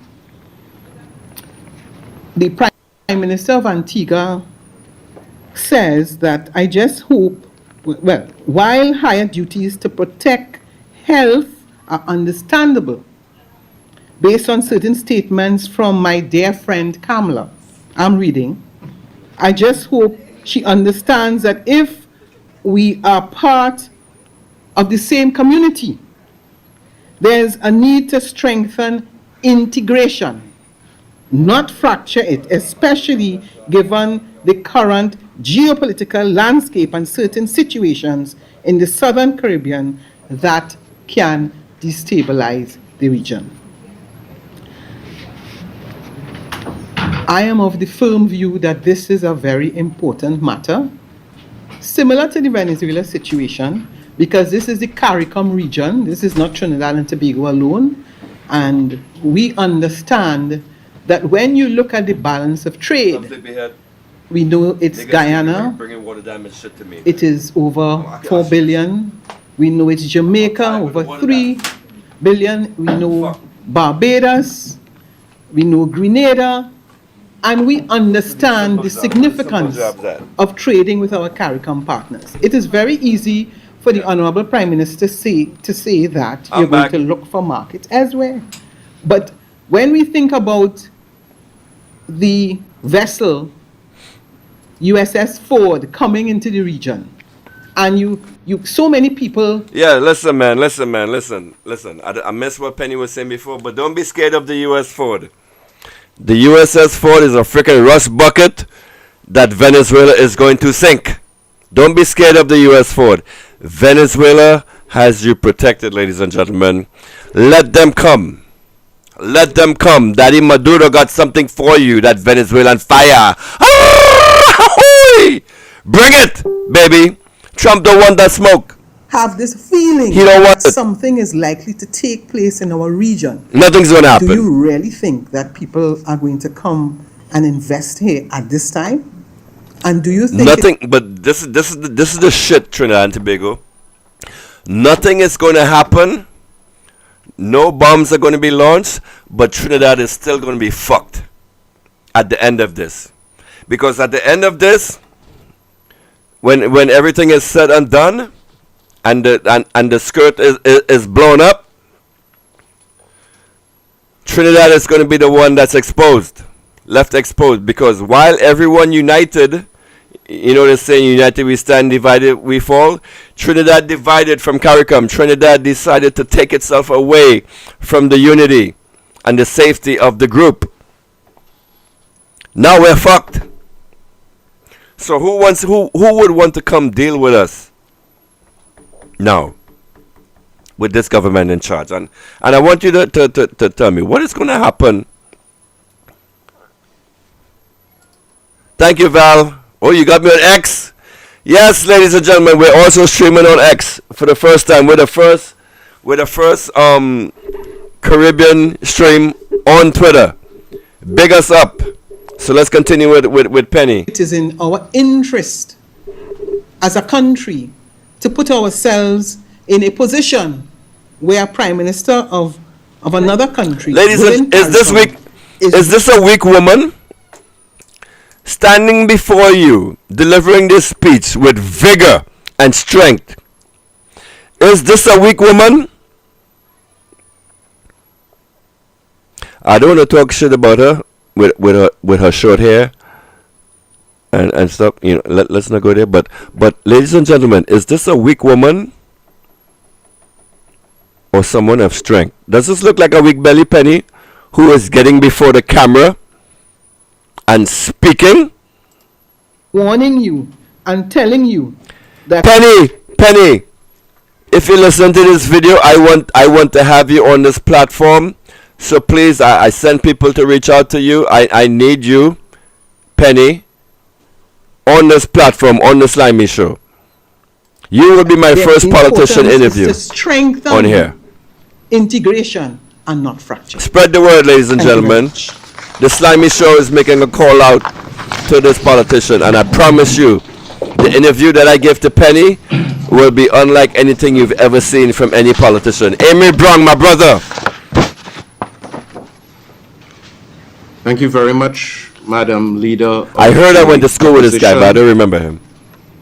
I also acknowledge the presence of the opposition Chief Whip, Member of Parliament, the Honorable. And I want you to pay attention to everything fucking Amy Brown says, because at least 4 items that he gave in his speech was actually said on the Slimy Show before. I feel so proud of myself. Marvin Gonzalez.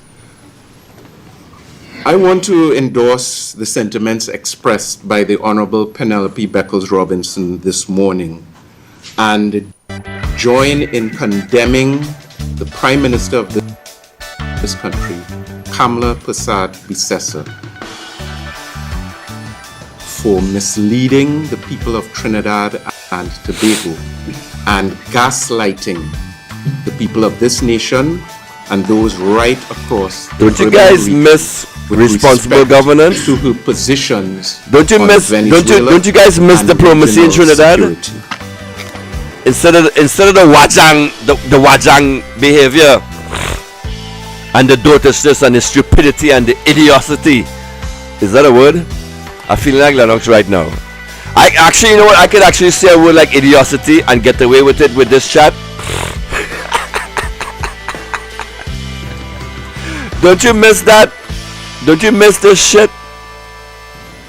I want to draw to the attention of the public an official statement by the United Nations published on their website on October 31st, 2025. Under the hand of the United Nations High Commissioner for Human Rights, experienced diplomat Mr. Volker Turk. The caption of this United Nations statement is this: U.S. strikes in Caribbean and the Pacific breach international law, yes, it does, says UN Human Rights Chief. And just one statement, the caption statement: airstrikes carried out by the United States against alleged drug trafficking boats in the Caribbean and Pacific drew sharp criticism from the UN High Commissioner for Human Rights, who said, and this is the important phrase, they violate international human rights law and must stop immediately. Ladies and gentlemen, this represents the first time in our records that a Prime Minister of Trinidad and Tobago would have. I'm trying to download the applause sound effect in the background. It's publicly actually killing the stream. I gotta have a talk to Optimum with this internet speed. With violation of international human rights, of the UN Charter and international law. With respect to the foreign policy of Trinidad and Tobago, she has farmed out our foreign policy to foreign shores and put this nation in a position that is unsustainable and untenable. Everyone in this country knows that we exist just 7 miles from the shores of Venezuela. That is permanent. That is not going to change in 3 years or 5 years or even 100 years. Everyone also knows that we exist within a CARICOM context. We live in the Caribbean Sea with our neighbors. That's not going to change in 3 years or 5 years or in the long term. So the Prime Minister of this nation is human and British. At some point, she will no longer be the Prime Minister. That's a fact. The current President of the United States of America also has a limit in terms of his term. At some point, he will no longer be the President of the United States of America. The President of Venezuela, Nicolas Maduro, also is a human with a limit. So no, Nicolas Maduro is going to live forever. In the future, Shut up. He will no longer be Shut the up. President of Venezuela. Shut up. What will not change Shut up. is our obligation Shut up. and requirement and responsibility. Nicolas Maduro will live forever. To manage our neighborly and regional relations with prudence and wisdom and sustainability. This was an amazing And on speech this regard, by in this guy. regard, the Prime Minister and her government have failed the people of this land. And by extension, we have failed, she has failed the people of CARICOM. I listened closely to the leader of the opposition in... Oh, the Prime Minister of Antigua said that your leader, Kamla Nusari, is violating some agreement they had in CARICOM by doing these the tariffs on the alcohol. I'll pull it's just from memory, but I'll pull that story up for you next. So that's more bad shit that's happening in Trinidad, right? When are you guys gonna start speaking up? Having to defend.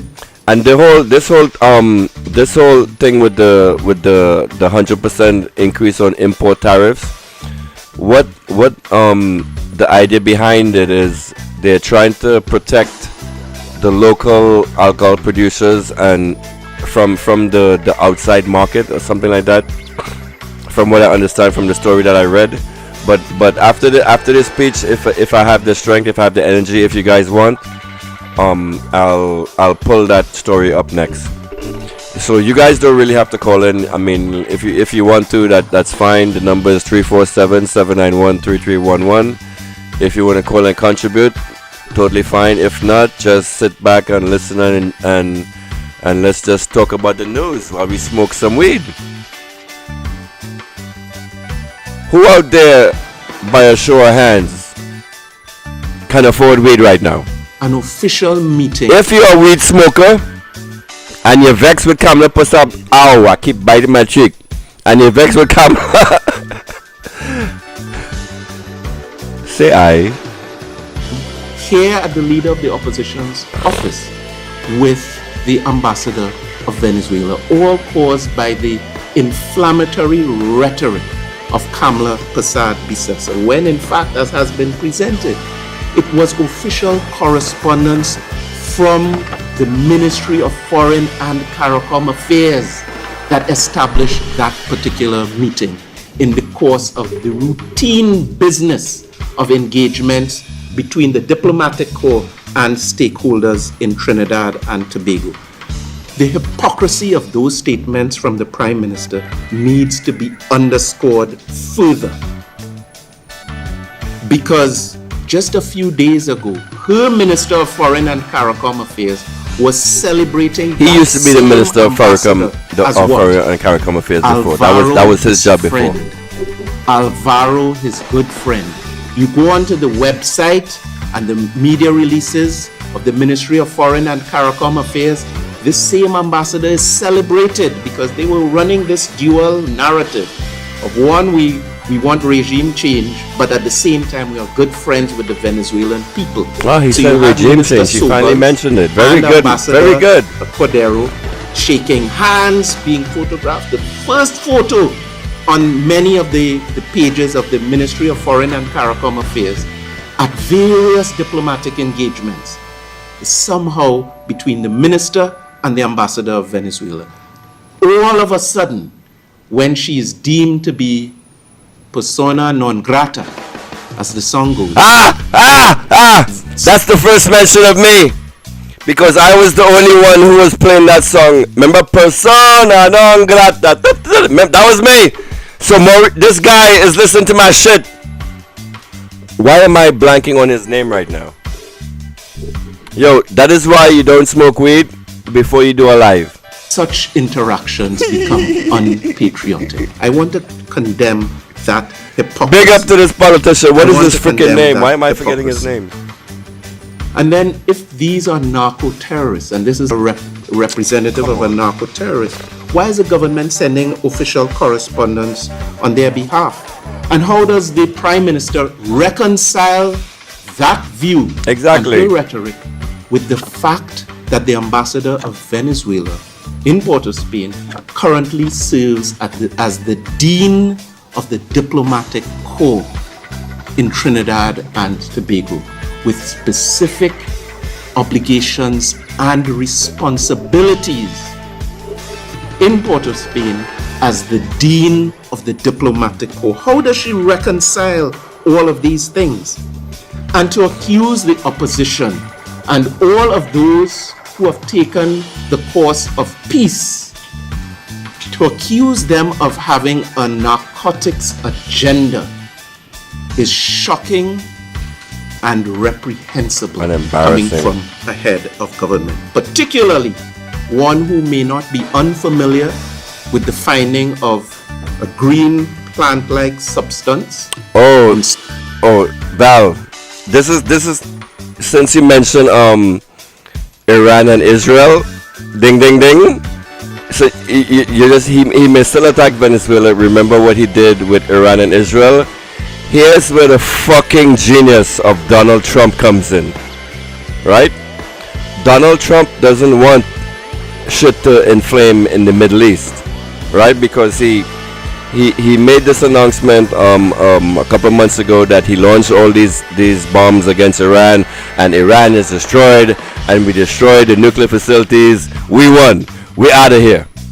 So what Trump immediately did is he pulled out all of his warships from the freaking Middle East and now parked them in our waters, right? So now Israel is gearing up to go attack Iran, and Israel is going to want to try to pull the United States into this conflict with Iran. Trump is against that. So when Israel, and if you're on Twitter, you would see this news. It's like known, Israel is planning to attack Iran. They're planning it right now. And what Trump did is he pulled. Yeah, it is Amy Brown. Thank you. He pulled his the aircraft carrier and the warships out of the Middle East. Now they're parked in our waters. So now when Israel does the stuff, he can simply say, "Hey, I don't have no assets in the area. I'm sorry, I can't help you." I think that is the chess move that Trump is doing. He's trying to avoid a bigger, greater conflict in the Middle East by coming and stirring up the hornet's nest over here in Latin America. And actually what he's doing, believe it or not, it might sound fucking horrible, but Trump is actually making Latin America stronger. he is uniting the whole of Latin America. Even within Venezuela, he's uniting most of the Venezuela, except that 15%, because none of those Venezuelans want the gringos in their land. So now everybody is all patriotic and ready to defend their country. The same thing now that Colombia joined the fray, because if Venezuela gets destabilized, Colombia is next, and Nicaragua, and all of the entire Latin America. So Latin America is doing the right thing by coming together. Countries that were fighting with each other are now coming together. The only odd man out is your asshole prime minister. Anyway, Amy Brown, yes, that's his name. Thank you, Black Leo. Why? It's like I'll be on a total roll for a speech, then I'll totally forget what I'm saying. South Trinidad, who might be familiar with a video that everyone in this country has seen of a sitting government minister preparing and smoking drugs with what seem to be Venezuelan individuals. I sent you guys that video. It's on this video he's talking about right now is actually on the Workers' Right platform, where he's talking about a certain politician smoking a certain funny substance. Anybody in the chat know the name of this politician? Yes, actually CARICOM was always united. CARICOM never had any freaking problems. She is the one that actually came into CARICOM and started her fuckery. But CARICOM was always united. We never really had any problems with CARICOM. Government of Trinidad and Tobago. But we have to. But now we are out. Media reports almost where of the Prime CARICOM. Minister is somehow trying to associate with the odd man out. Those who are calling for peace with a narcotics agenda. That is what we refer to as gaslighting and deliberate misleading of the people of Trinidad. Kamala to do this for MAGA hat. I want to draw MAGA would not accept the benefit Kamala. of the Prime Trust Minister me. and the few social media I am who MAGA. swallow everything she offers. On the 25th of October, there was a very important piece of correspondence generated by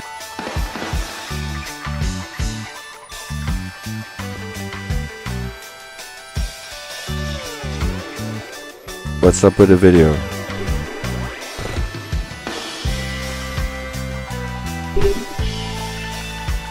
Let's wait for the computer to ease up.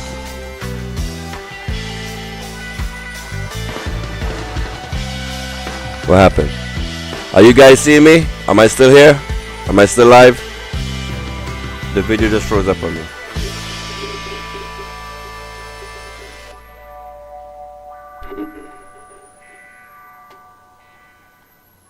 Did my internet go out?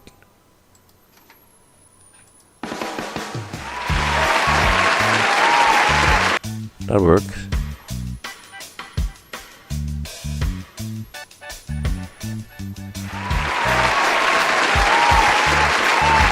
Alright, so what's up with this video?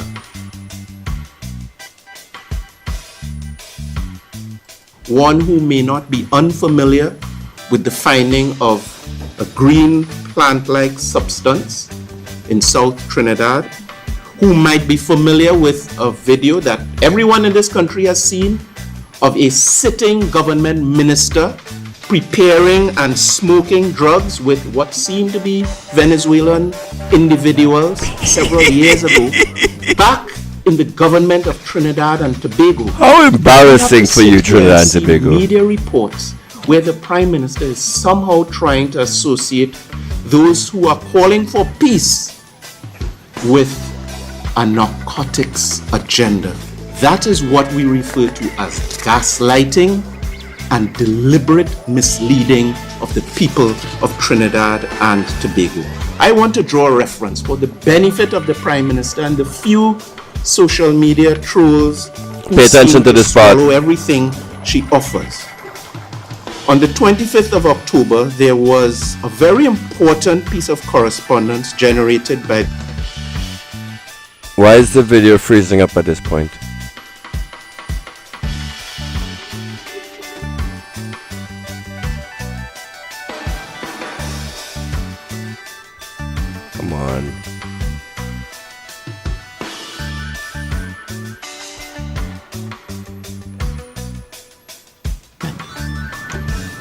and the potential implications this poses for the socioeconomic, political, and important piece of correspondence generated by the Antilles Episcopal Conference under the signature of Port of Spain, Jamaica, St. Kitts and Nevis, having regional responsibility, the voice of this important faith-based group. I just want to read a few lines from this letter which went across across the region. The bishops of the Antilles Episcopal Conference view with grave concern the recent buildup of naval and other military assets in the Southern Caribbean. This is not the People's National Movement. And the potential implications this poses for the socioeconomic, political, and humanitarian well-being of our region and its people. In a few weeks, the world will commemorate the 59th World Day of Peace. I go on. The letter says, we must speak clearly to the moral challenges facing our region. You're hearing the voice of truth. The narcotics trade continues to devastate Caribbean societies, eroding lives, futures, and the moral fabric of communities. This is a grave crisis for the church and families everywhere, one we are duty-bound to confront. Yet, the arbitrary and unwarranted taking of life cannot be justified as a means of resolution. Such acts violate the sacredness of human life. Likewise, the disregard for the sovereignty of independent nations cannot be accepted as a reasonable measure in the name of border security. You sound like you're praying. Or the threat Amen. of war is never the right solution. It goes on and on. Don't you miss members like this in your government? Statement. Together, we place our hope, trust, and prayers in the pursuit of what? A peaceful and just resolution that upholds human dignity, national sovereignty, and the common good of all. I want to commend this piece of correspondence. This letter contains more wisdom and truth than everything the government of Trinidad and Tobago and our Prime Minister has said on this U.S.-Venezuela issue. Ouch. Truth transcends individual religions, and this appeal going out from the Antilles Episcopal Conference represents the voice of truth. In stark contrast to our Prime Minister, who is seeking to paint with the broadest political brush everyone who questions her actions and her irresponsible rhetoric, everyone who calls for the peaceful conduct of our regional relations in keeping with international law, everyone who refers her to the UN Charter, she's trying to paint them as narco traffickers and supporters of narco-terrorism.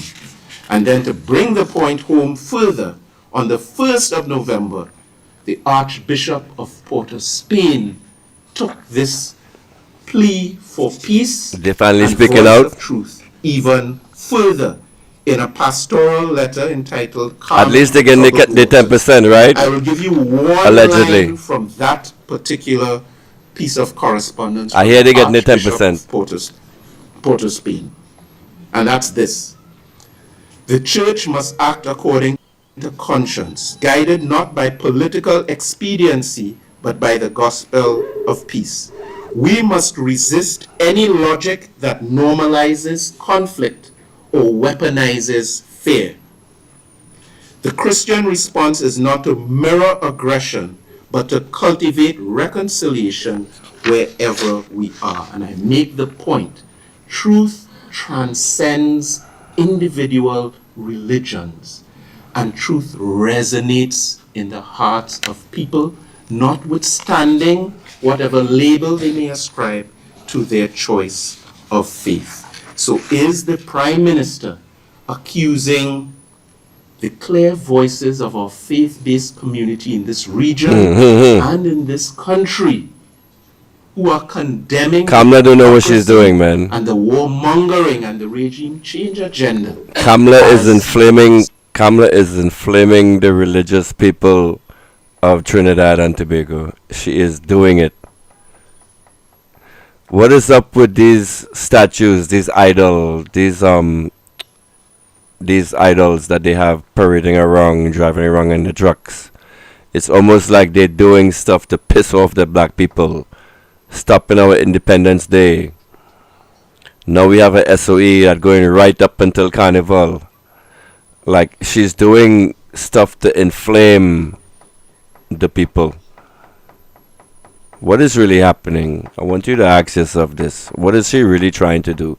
Why is she doing openly and instituting openly racist policies towards the blacks?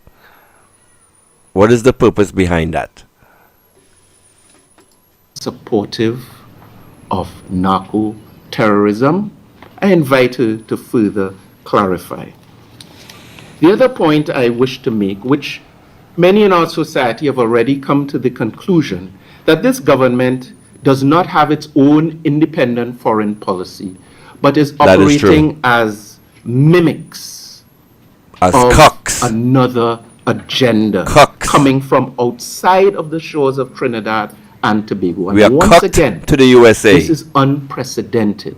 This has never happened. These circumstances have never befallen the people of Trinidad. This is why I keep telling you the United States / CIA put Kamla Persad-Bissessar in power. It started with the elimination of Lisa Morris Julian.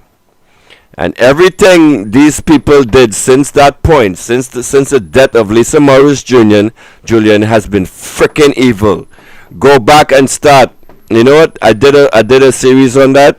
Go back and look at it. You are currently being ruled by evil. Trinidad and Tobago before. So public support and cheerleading for extrajudicial killings and the violation of international law. I hope you pay for that. No prime minister in this country has ever done that, except Kamla Persad-Bissessar. And that stain will remain with her throughout her remaining term in office. Forever. It will remain with her. Threats of the use of force. One government minister was heard to be threatening nuclear war against a neighboring state.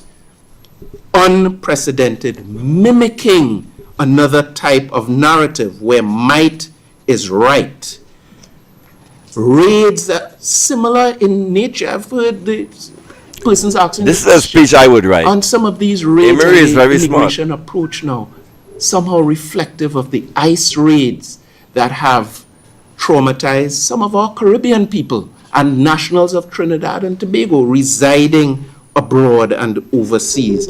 It seems to be a mimic approach as opposed to something sovereign and authentic and representing the voice of Trinidad and Tobago. I wouldn't draw reference to their COVID rhetoric, which was also mimicking, but just to make the point that when you paint with a broad brush and you ascribe a drug label to all who are calling for peace, that reflects in some way the response to persons who have been calling, like us, who have been calling for peace and an end to the genocide in Gaza, where the reaction in some quarters has been to paint. None. There's been no reaction from the Trinidad and Tobago government.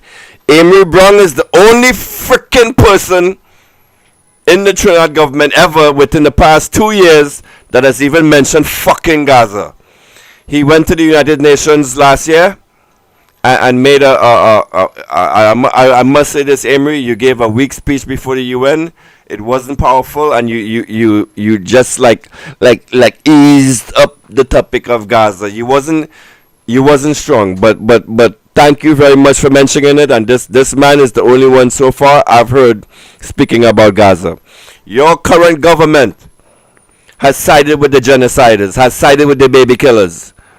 Kamla Persad-Bissessar, who love you so much, who love you more than herself, sided with the baby killers. Not one member in her government ever ever since they took power in the past 6 months has ever mentioned Gaza and what's happening in Gaza and who is causing Gaza and why are they. Woo! He's gonna get me vexed with this. Anti-Semitism, as well. Big up, Emery. We saw recently a very interesting congratulations going out to the new government of Bolivia, not on the letterhead of the office of the Prime Minister. Bolivia is now on the side of Venezuela. Of the Ministry of Foreign and CARICOM Affairs, but co-signed on the letterhead of the Secretary of State of the United States of America. Unprecedented times and evidence of the farming out of the foreign policy of Trinidad and Tobago. Kamala sold you out. Mimics. Kamala sold out the country. Inauthentic. Is what he's basically trying to say. Non-representative of the people of this country. And just to remind the media, this is not the first time that Kamala Persad-Bissessar has been accused and found guilty of plagiarism.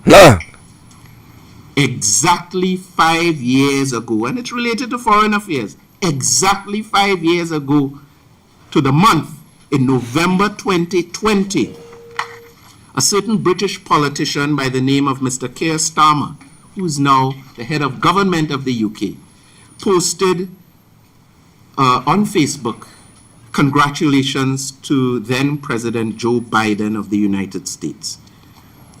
It was a famous posting. Congratulations to Joe Biden on his election as president. He ran a campaign on decency, integrity, compassion, and strength. I also want to congratulate Kamala Harris on being elected vice president, the first woman of color to take that role. The victory is one of hope and unity over dishonesty and division. On and on.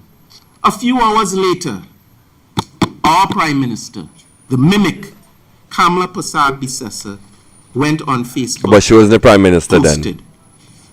As leader of the opposition. Congratulations to Joe Biden on his election as President of the United States. He ran a campaign on decency, integrity, and compassion. I also want to congratulate Kamala Harris on being elected Vice President, the first woman and person of color to take that role. So Kamala's a dunce. One for hope and unity over dishonesty and division, etc. So Kamala's a dunce, like her supporters. Word. It's nothing but a party of dunces. Operandi. Inauthentic, unrepresentative of the standards and voice of Trinidad and Tobago, and a mere mimic of talking points and a narrative generated elsewhere.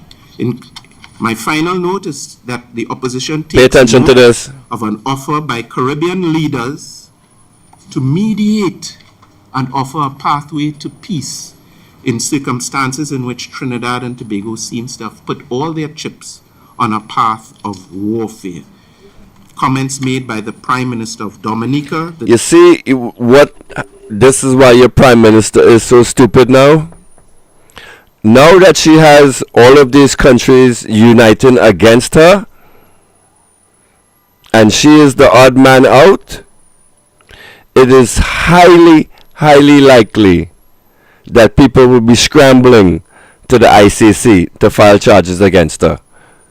You know it is being discussed right now among those circles on what can we do to save Trinidad, what can we do to get that country out of this mess. We have to remove this government is what they are saying, right? But again, even if they remove Kamala, do you guys actually think that she's the one who is actually making all the decisions in this party, or is there someone above her who's actually telling her to do all this stuff? I have so many questions. Distinguished Prime Minister of Barbados and others who've joined former Prime Ministers. What kind of questions you got? In transmitting the voice of get into truth. politics?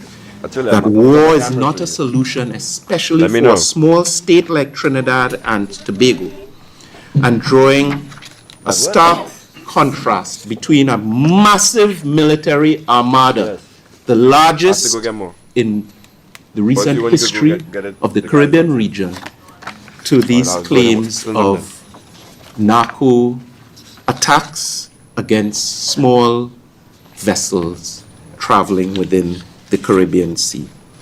And finally, Madam Leader of the Opposition, I want to give a clear warning to the Prime Minister of this country. They are plotting against her. I want to refer again to this. Kamla Persad Bissessar, you have leaders from other countries plotting to get rid of you. And if the ICC is a tool they can use to get rid of you, that is something they will do. And you know this is what they're thinking. Because if I'm thinking it and I'm just a regular guy and these guys are in positions of power, you know this is what's coming.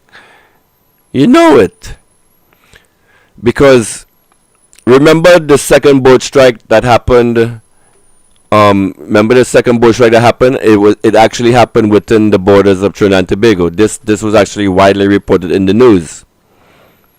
The president of Colombia, Gustavo Petro, sent out a message to Kamla Bissessar that she should go and retrieve the murdered bodies out of our water, or she should send out like a search party or something to look for this stuff. What did Kamla Persad Bissessar tell the leader of Colombia? Basically to fuck off. She said that I do not have the time or the resources to go look for corpses, or something along those lines, she said.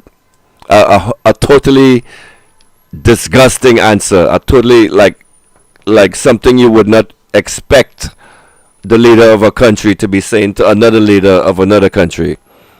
How embarrassing. So that right there pissed off Gustavo. And from that post that he actually made on X, there were people when this happened months ago actually calling for her to be charged with war crimes back then. Case, and it will arise in the future. Not war crimes, This crimes is a against case humanity, before excuse me. the International Criminal Court. You see, The ICC. sometimes heads of government feel they can say and do anything for their support base to clap and cheer, and there will be no consequences in the future. Here's a former leader who's currently facing the most dire consequence. This is the case at the International Criminal Court against Rodrigo Duterte, the former. Reported first on the frickin' Slimy Show. Amory Brown is listening to my content. Amory, big up. Head of government, president of the Philippines. I'm referring to the official publication of the International Criminal Court, the prosecutor versus Rodrigo Roa Duterte. I'm reading from the case documents. The former president of the Philippines How the frick did they lock has his ass been up? accused. Besides all of the murdering that Duterte did, he actually did a pretty good job governing the Philippines. I mean, besides the killing, besides all of that, let me keep my mouth shut, man. I don't want to say what. He is allegedly responsible for the crimes How did he get arrested? against That humanity was of confusing. murder and attempted murder, allegedly committed on the territory of the Republic of the Philippines between the 1st of November 2011 and 16th of March 2019 in the context of the War on Drugs campaign. The prosecution and the ICC pre-trial chamber assessed the material submitted and found reasonable grounds to believe that Mr. Duterte is individually responsible as an indirect co-perpetrator. I want to repeat that phrase. He has been found, there has been reasonable grounds to believe that he is individually responsible as an indirect co-perpetrator. He didn't kill those persons extrajudicially himself, but he's accused of being an indirect co-perpetrator for the crime against humanity of murder, and an arrest warrant was issued after he demitted office. And just to say that the United States of America is not one of the state parties to the International Criminal Court. This man is stealing my content. But guess what? We are. He's stealing my content. Is big up to Amy Brown. Founders of the ICC, led by the great late A.N.R. Robinson. We remain a state party, and our leaders must be held to a higher standard. Thank you very much. Great speech. Great speech, Amy Brown. I don't want to listen to Marvin. All right, that's pretty much what I wanted to show you on that. Also, you listen to what he just said, right? Today, your prime minister came out with her big mouth again and put her foot in her mouth again. And it's these little statements that will get you locked up. What was it? The fight on drugs? Let me see if this is the video.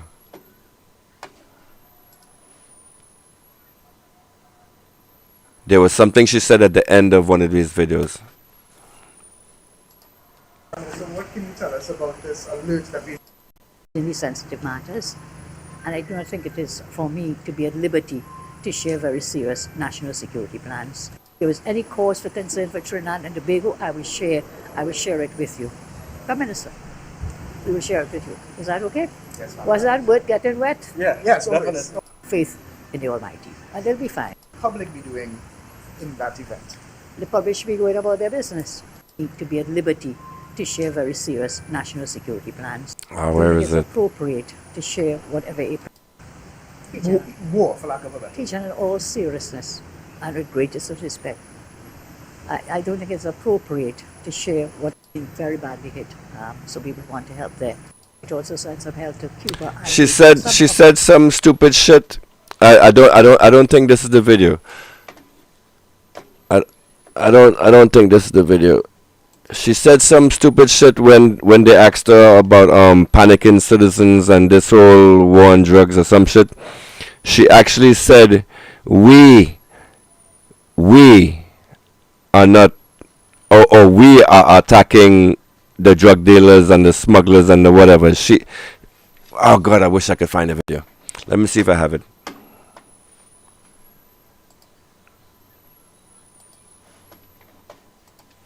but Cuba has been very badly hit.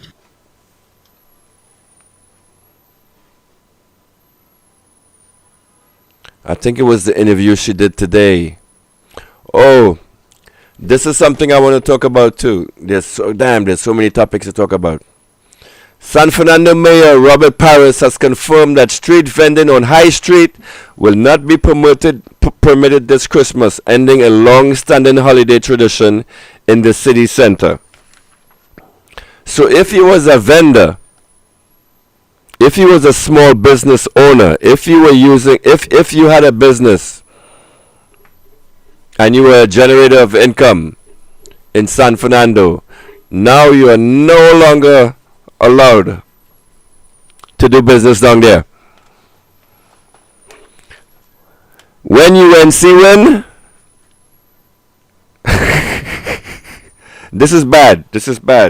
So I'm asking you guys once again, why is this government doing all of these policies that takes away employment and economic opportunity for the people?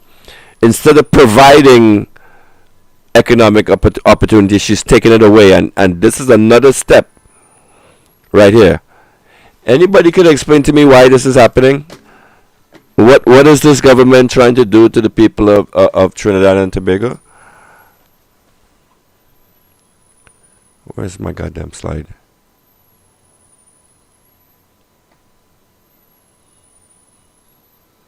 And I want to send this message here out to Nicolas Maduro. I said something similar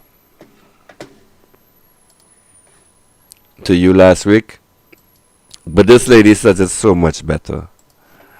Defense Minister of Venezuela, me can speak Spanish, but I love her accent. This lady, listen to her freaking accent. I just love it. I want to tell you something. You say we go get a response. Please, it's not TNT revving on all you. It's UNC. Please send your assassinator or assassinators and deal with the party itself. The 35 cabinet ministers, deal with them. Just that 35. Right? Because we Trinidadian didn't threaten Venezuela, right? We don't have no bomb, we have no grenade. We Coast Guard and them, they don't know about that. They could give wood, but they can't give shots. Yes, the Trinidad Army is only good for doing army fit. The Trinidad Army is not made for fighting. All they do is to throw a fit in December and throw in wood. Go directly to the UNC, not TNT.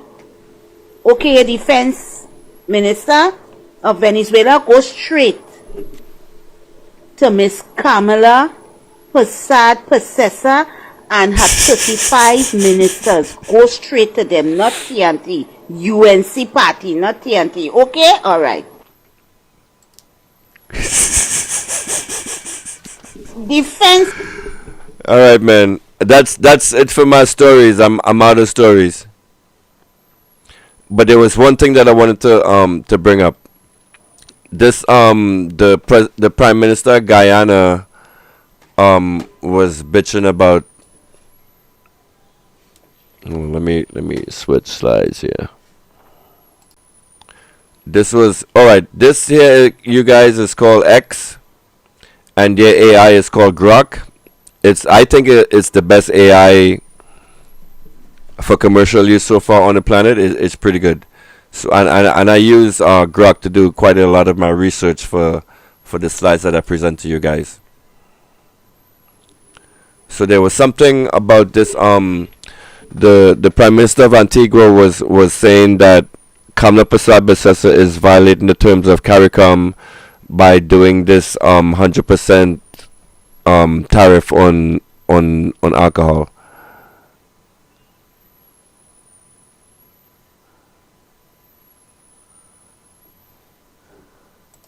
All right, so as I look for this story, let's go down my Twitter feed. Venezuelan President Nicolas Maduro has accused Prime Minister Kamla Persad of deliberately doing great harm within the region and destroying the historic bonds between the two countries. Correct. New Venezuelan opposition leader Maria Corina Machado and U.S. collaborator called for an invasion of Venezuela because of Russia, China, and Iran. What is this? In the region. So, look, we have to understand that now Iranian, Russian, and Chinese have operations in Venezuela, military, intelligence, and technology. That is true. That is true. 3 hours away from Florida. And a transition to democracy will certainly dismantle this and turn Venezuela into the strongest security ally of the United States and Western democracies in the region. Do you hear what this demon just said? We have to.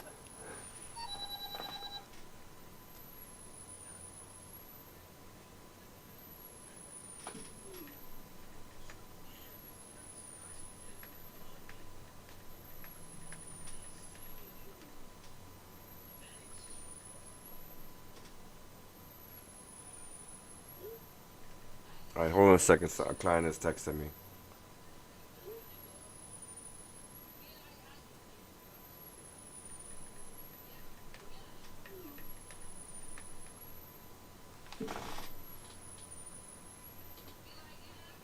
You see, instead of doing my job as a technician, I'm here trying to teach you guys about politics. So,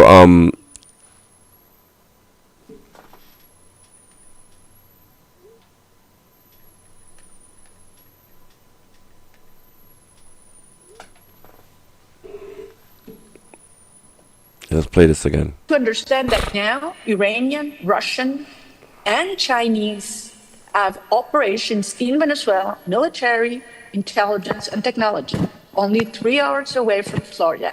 And a transition to democracy will certainly. What does she mean by transition to democracy? It means is invasion. And this demon said that after Nicolas Maduro is killed, that she is actually inviting U.S. troops to come onto Venezuelan soil to kill Chavistas. I wonder if I could find that video for you guys. But she didn't say it like that. She said it in a diplomatic way, just like how she's saying to instill democracy in Venezuela. Basically, she's trying to say kill Maduro. That is what she's doing. To democracy will certainly dismantle this and turn Venezuela into the strongest security ally of the United States Lying. and Western democracies in the region. So it's politicians like this, you got to be aware of that literally go before you and lie. Prime Minister Kamla Persaud-Bissessar has advised TT fishermen to stay within the country's maritime borders amid concern over U.S. missile strikes on boats in the Southern Caribbean in its operation tackling drug trafficking. The TT media is still pushing this narrative that the United States is there for drug trafficking. How do you trust your media after this? What is this?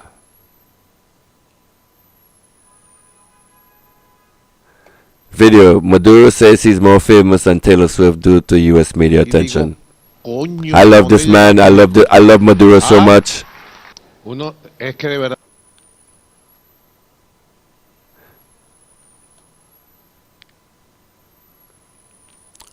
Do you think Russia should send a Resnik to Venezuela? Yes. Oh, Zoran Mandami actually mentioned Trinidad in his victory speech. Let's play that for you guys. Zoran Mandami is now the new mayor of New York City, and he mentioned Trinidadian taxi drivers in his victory speech. Oh, here it is.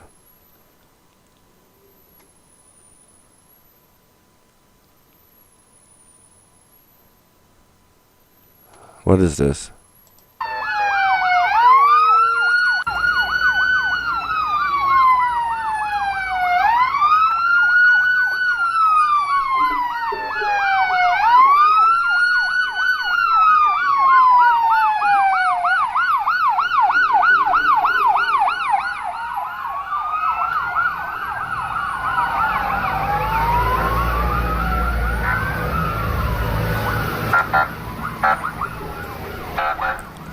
A convoy of police vehicles is seen on the Western Main Road, Carenage, this afternoon.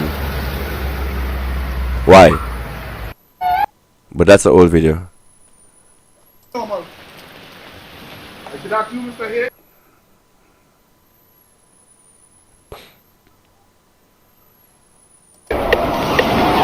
You need 63 high, coming in on target. You need to move a little faster than that, son. Seat is light. 63 high, coming in on target. Yeah. This is New York City. People having sex on the subway. I wouldn't show that. Alright, here we go. Zoran Mandami. I actually met him on live, on one of the lives that I did. Yemeni bodega owners and Mexican abuelas. Senegalese taxi drivers and Uzbek nurses. Trinidadian line cooks and Ethiopian aunties. Line cooks. Yes. Trinidad is on the global stage, people. President. Alright, this is my Twitter feed. Most of the news stories that I get and report to you guys, I get it directly from Twitter. Twitter, I think, is the most honest source of news on the planet. Here it is right here. Venezuela for foreign investment. I am talking about a $1.7 trillion opportunity, not only in oil and gas, which is huge. And Doesn't she look like a demon? Because we will open all upstream, middle stream, downstream to all companies, but also in mining, in gold, in infrastructure, power. We have our grid. Look at this demon. Has a 17 gigawatt opportunity of energy potential that needs to be rehabbed. Certainly for technology and AI and who does her makeup? You know, Venezuela has 2,800 kilometers of pristine Caribbean coastline ready to be developed. So this is going to be huge. We will bring rule of law. We will open markets. We will have security for foreign investment and a transparent, massive privatization program that is waiting for you. You hear that? Listen to this demon sell her country out. Not only in all. When I see people like this, I see people like Andy Williams. Let me show you something right here. America Business Forum. America does not fight wars for law and justice and all this shit that they tell you that we grew up actually believing. You know, like America is the police of the world. You know, when there's right, America fixes the wrong. Right? That's all bullshit. This group of people sitting in this room right here in the America Business Forum, these are the motherfuckers that decide where gets bombed next. So what she is doing, this demon Maria Corina Machado is doing is she's going before these people and selling her country to them.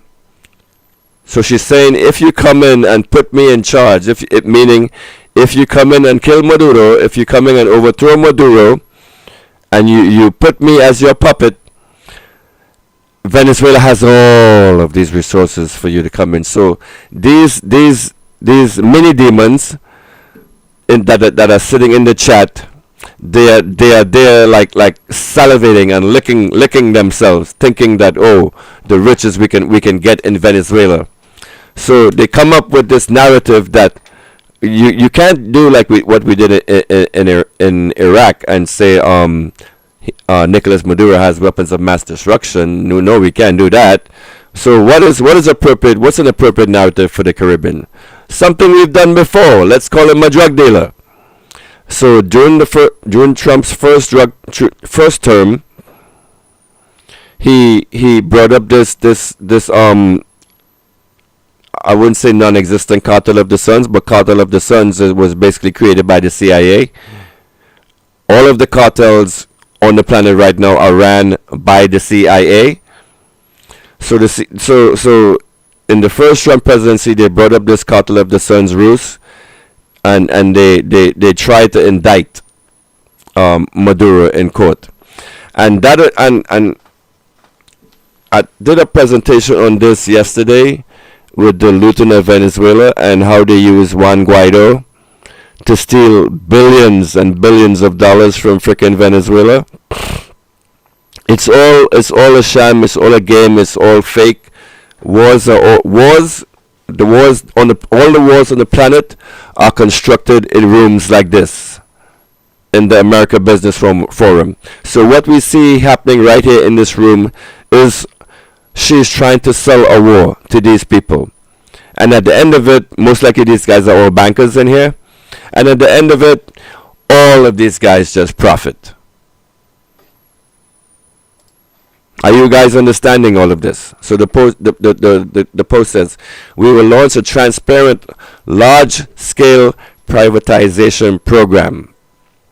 CIA asset and Nobel Peace Prize winner who advocates for bombing her own country, Maria Corina Machado, once again begs Washington to put her in power in exchanging for allowing the theft of Venezuela's wealth. This is what this is all about. And the media in Trinidad and Tobago is complicit with this too. when they keep saying that this is a war on drugs, this is the United States war on drugs, and they keep repeating that false narrative instead of saying blatantly regime change because they think you people are stupid. It's all being complicit.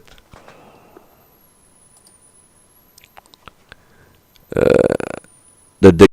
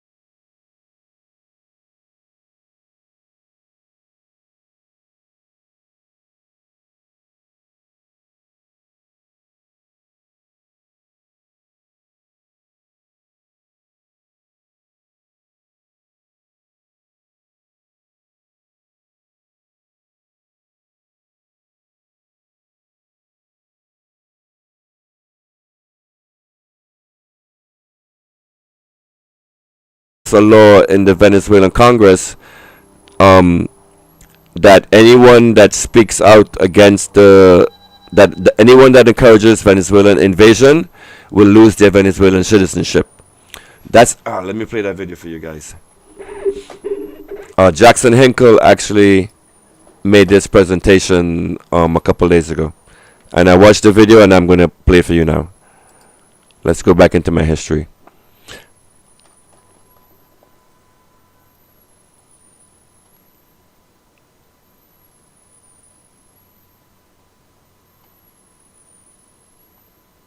What is this shit?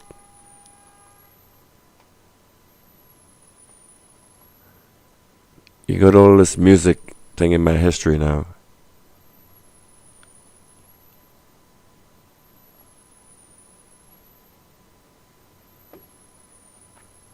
And this presentation by Jackson Hinkle, you're gonna fucking love.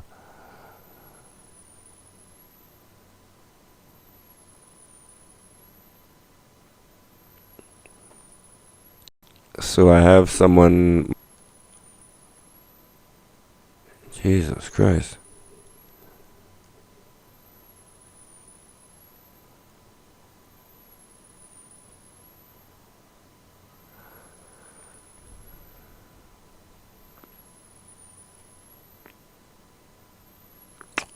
This was a good. Maybe I should just explain about the one of the duty things hack. that we've talked about time and time again is making rash All right, let's go to this. I'll be right back. I'm going to have something to drink. And we were talking about what could become. Last week, I think we spoke about that. What would become of people like Massey Supermarket, who's a large entity, if Trinidad decides to put on this new tariff, this hike, and how it could affect the Treaty of Chagaramas within CARICOM itself. So these are some of the wars that will be fought within CARICOM, among CARICOM states, when one another start going at each other's throat over different things that they're doing. Of course, I said this is all a setup. And of course, I said this is all a setup because the US is quietly dismantling CARICOM. And now you have Antigua Prime Minister, who's now won in Trinidad and Tobago and has chimed in on this whole matter of the US strikes in the Caribbean and how we have to be very careful about a fight in narco. What has another side to it that we basically are being fooled, really. That's what he's saying. So Antiguan Prime Minister Gaston Brown has warned that while Trinidad and Tobago's recent... Yeah, I was trying to find a video to explain to you guys about this warning from the Antigua Prime Minister, but I couldn't find it. So let's go with this guy Ernesto instead. Big up to Ernesto. Increase in import duties on certain CARICOM products may be acceptable for reasons any wider application could violate the Treaty of Chagaramas. Brown also cautioned that as the supermarket, of the Caribbean, TNT could face a boomerang effect. if the policy is mishandled. So clearly, he sees what I am seeing. He knows, and he's discussing exactly what I've been talking about over the past few weeks, which a lot of people think was nonsense. Speaking yesterday, Brown reminded my dear friend Kamala of the need to strengthen regional integration, but that's falling apart. We are all part of the same community, geography, and history, and we have to preserve those relations, he said. There's a need to strengthen the integration movement, not fracture it. Now, I have been saying from the start, from the get-go, that the US is trying to break up CARICOM with whatever they're doing right now, they're trying to break up CARICOM. That's what I've been saying for a very long time. And I make no bones about that. I think it is happening. And I mean, I don't wish for it to happen, but I think it is happening. And that is a sad state of affairs right now. Really, really sad state of affairs. And I said also, I believe Trinidad will leave CARICOM someday.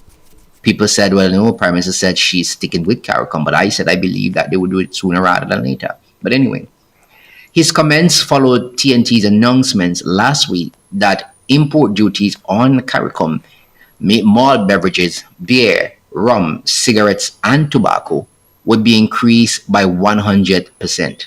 Planning Minister Kennedy Saran Singh said the measure responded to concerns from the local manufacturing sector, which said the previous tariff structure put them at an unfair disadvantage. The minister also cited the health risk associated with these products as justification for that. This is not the video. There was a better video I saw that actually explained the stuff where Trinidad is trying to impose protection tariffs, where at least that's what they say it is. But it's a way to just gain money, a easy way to gain money. And the video basically said that it will disrupt trade between CARICOM and Trinidad. I can't explain it off the top of my head.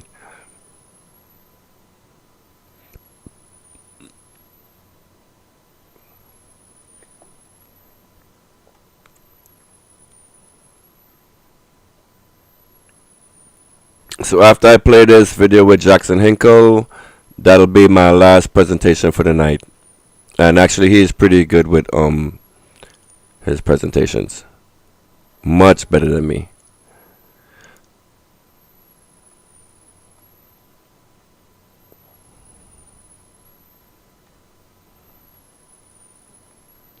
What is all this shit?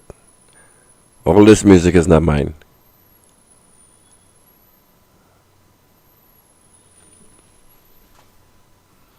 Wagner isn't. Oh, that's another thing. Wagner's in Venezuela, and they're talking about sending the Oreshnik missile over.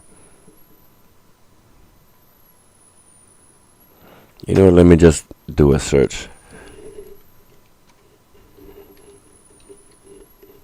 Jackson Hinkle.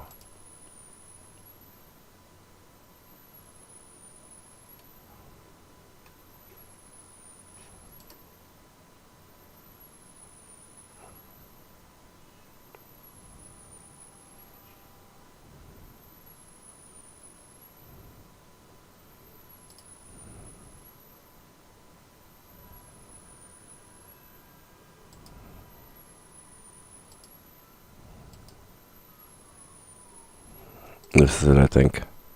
A three-star general who worked on the Department of Defense's Joint Staff, Lieutenant General Joe McGee, is retiring from the role after reported friction with the Defense Secretary Pete Hegseth and Joint Chiefs of Staff Chair Dan Kane. McGee objected to Hegseth and Kane on a range of issues, including the Trump administration strikes on alleged drug smuggling boats in the Caribbean. So now you have lieutenant generals worked on the Department of Defense's Joint Staff coming out and saying, I will not take part in these strikes on fishermen from Trinidad and Tobago, from Colombia, from Venezuela. I will not participate in this. This is war pig, warmongering. We are waging a war on behalf of Epstein cartel, on behalf of Goldman Sachs, on behalf of BlackRock, and I will not be part of this. Before the USS Gerald R. Ford landed in the Caribbean, off the coast of Venezuela. There was about 10,000 U.S. troops in Venezuela.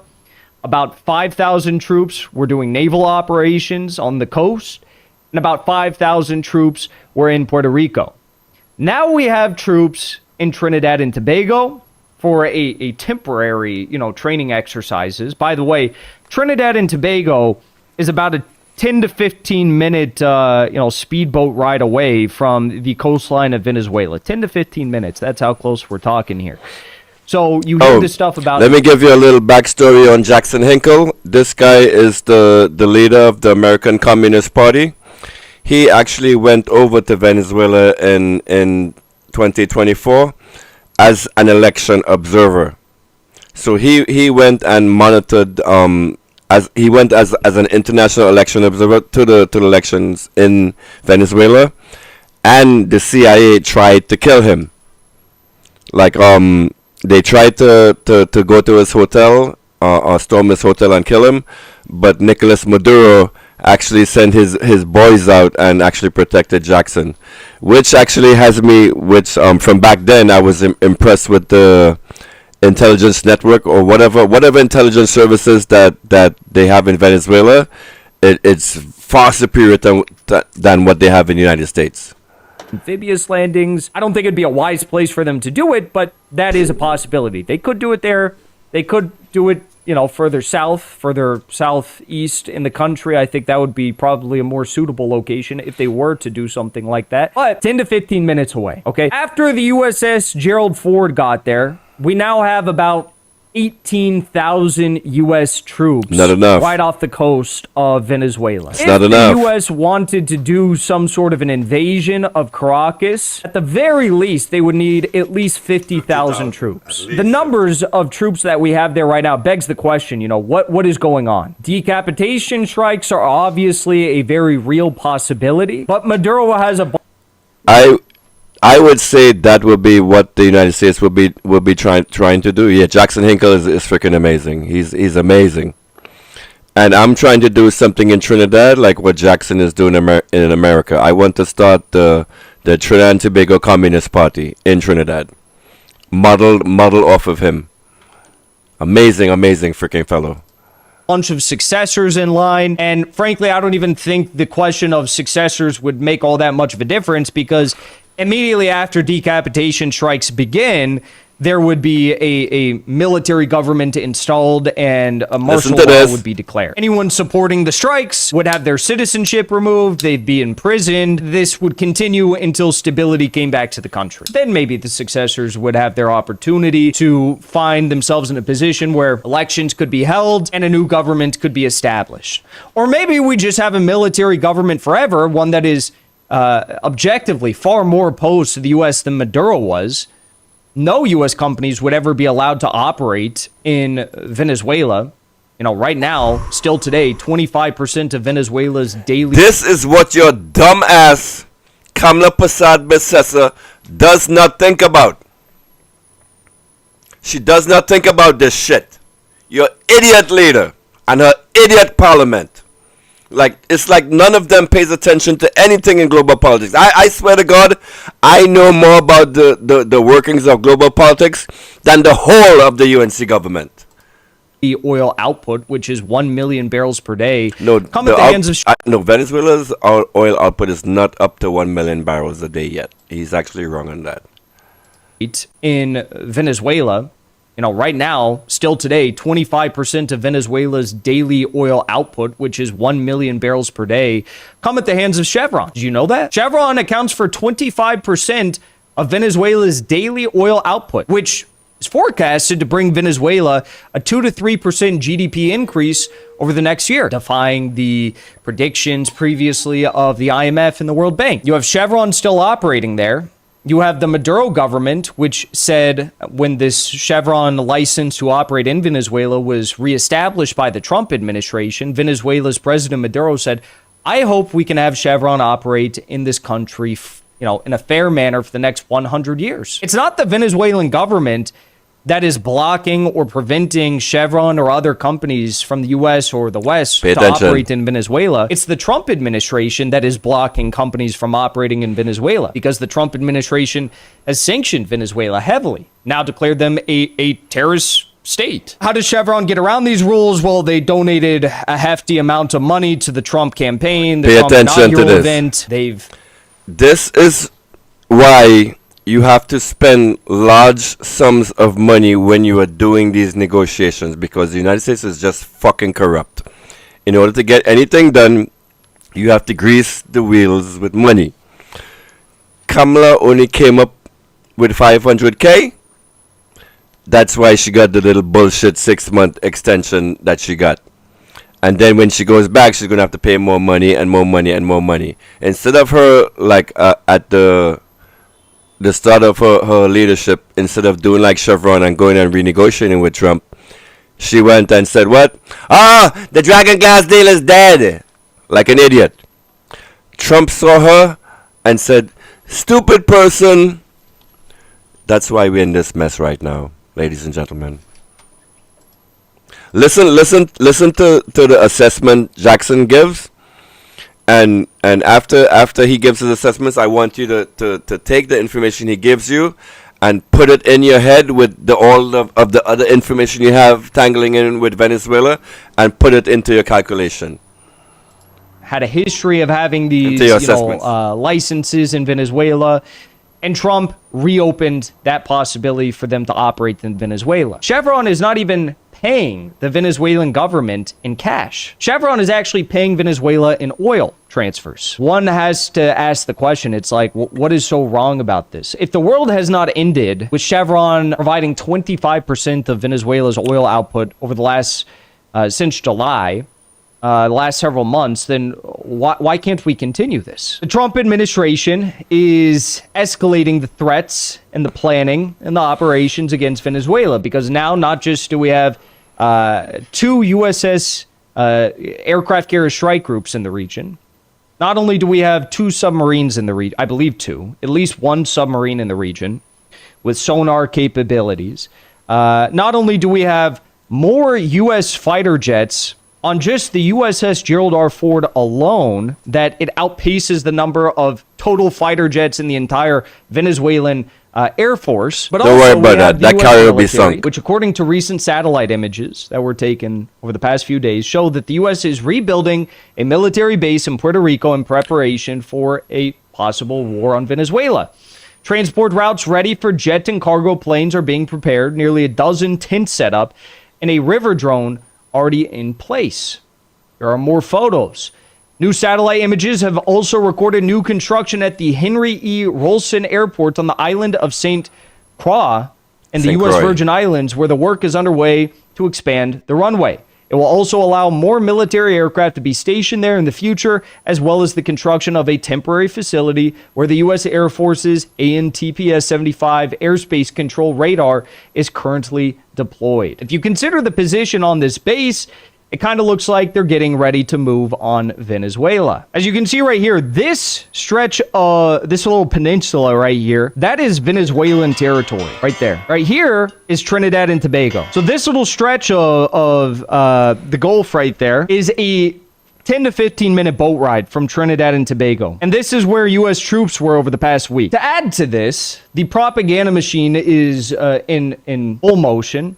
The Nobel Peace Prize winner, Marina Corina Machado, who was the U.S.-backed opposition candidate for president. And pay attention to the media agencies that actually promote this demon as a woman of peace. As you know, she got the Peace Prize, so she must be good. Oh, let me read the comments real quick. Trinidad and Tobago was supposed to grow another 3% this year. AD 2026. 6%. Thank you, Kamala. Kaboom, yes. The old carriers in 2025 are nothing but targets. President in the most recent presidential elections, she was caught, by the way, trying to do a false flag bombing attack on the U.S. Embassy.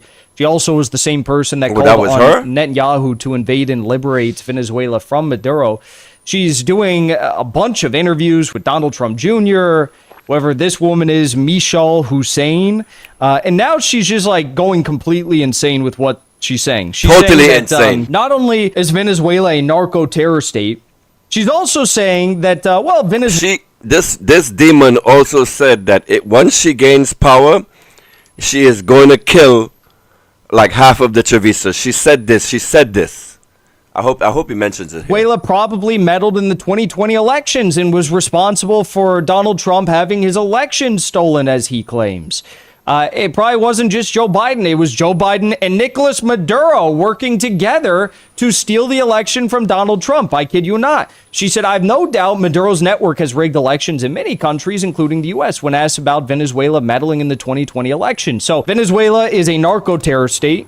It's a dictatorship. No, but that thing with Venezuela meddling in the U.S. elections is actually, I think, true. Because what was it? A couple months ago, they came out this Dominion voting machine thing. You guys hear about that whole thing? And Venezuela was involved, and they knew that the voting machines could be hacked. And some I didn't really follow up on the story, but it was something to do with Venezuela and the voting machines, and how something hacked something. If you guys are interested, I'll pull that story. But that actually, what she's saying is kind of accurate. The election, Venezuela stole the election from Trump. She also has accused the Maduro regime of being Hamas, so they're also Hamas. Sebastian Gorka, the British agent that somehow slimily found his way into the Trump administration, claims that not only is Maduro Hamas, she's also Iran. He said that the tentacles of Iran have stretched into the Caribbean, which in is the true. Maduro government. So, which is true. Iran is in Venezuela, in a big way. You can go to supermarkets. There are huge Iranian supermarkets right now in Venezuela. There's statues of the Shah of Iran in Venezuela. So that part is true.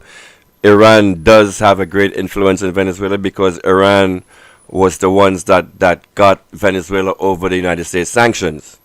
So those two countries have a great partnership together. I don't look at that as a bad thing. Basically, any claims that not only is Maduro Hamas, she's also Iran. He said that the tentacles of Iran have stretched into the Caribbean in the Maduro government. So basically anything that scares the living hell out of 70-year-old Fox News viewers, Brett Baer Trinidadians, viewers, or Sean Hannity viewers, that is Maduro. Maduro is everything. Maduro is literally the embodiment of evil. Right? He stole the elections. He did everything wrong. And he can be very easily toppled, according to all these people. And this guy right here met with President Maduro after Maduro saved his fucking life. It was a whole fucking story because Jackson Hinkle has a large. He's like one of the most followed people on Twitter, on X. At least it was last year when they first started this. So they started blocking him, like because of his outspokenness. He's blocked on just about every platform, and they just recently gave him back his YouTube platform. Last week? So he went down to the Venezuela's election last year, and went to be an independent monitor. And as he was down there, he was actually at the voting stations. He has another channel. You can actually go look at all his videos if you want, if you don't believe me. But he was one of the election monitors, and he was showing videos of his work down there in Venezuela, doing his election monitoring, and he reported that everything was fair, and actually the election system in Venezuela is actually more secure than it is in the United States by far. So when he went back to his hotel, the CIA or let's say the opposition of Venezuela tried to send a kidnap crew to kidnap him and kill him. And Nicolas Maduro found out about that stuff. They went and they got him and protected him. So then after this because it was a whole big series and a whole big drama on Twitter, everybody thought Jackson Hinkle was going to get killed, whatever. My keyboard keyboard rad sticking? My keyboard rad sticking? Alright, so everybody thought he was going to get killed, but like after 2 days of not hearing from him, he finally surfaced and he was under the protection of Nicolas Maduro. And he actually, like one of the first few people ever, one of the first few journalists, American journalists, that actually got to interview the president of Venezuela. It was amazing. It was amazing shit. So I've been following this stuff for years. This guy is just awesome. He's great. The fact that President Maduro is ordering the distribution of rifles to workers' militias all across the country. Listen to this. Listen to this. He did everything wrong, and he can be very easily toppled, according to all these people, despite the fact that President Maduro is ordering the distribution of rifles to workers' militias all across the country. There are 2 to 3 million strong people's militia being handed out rifles right now.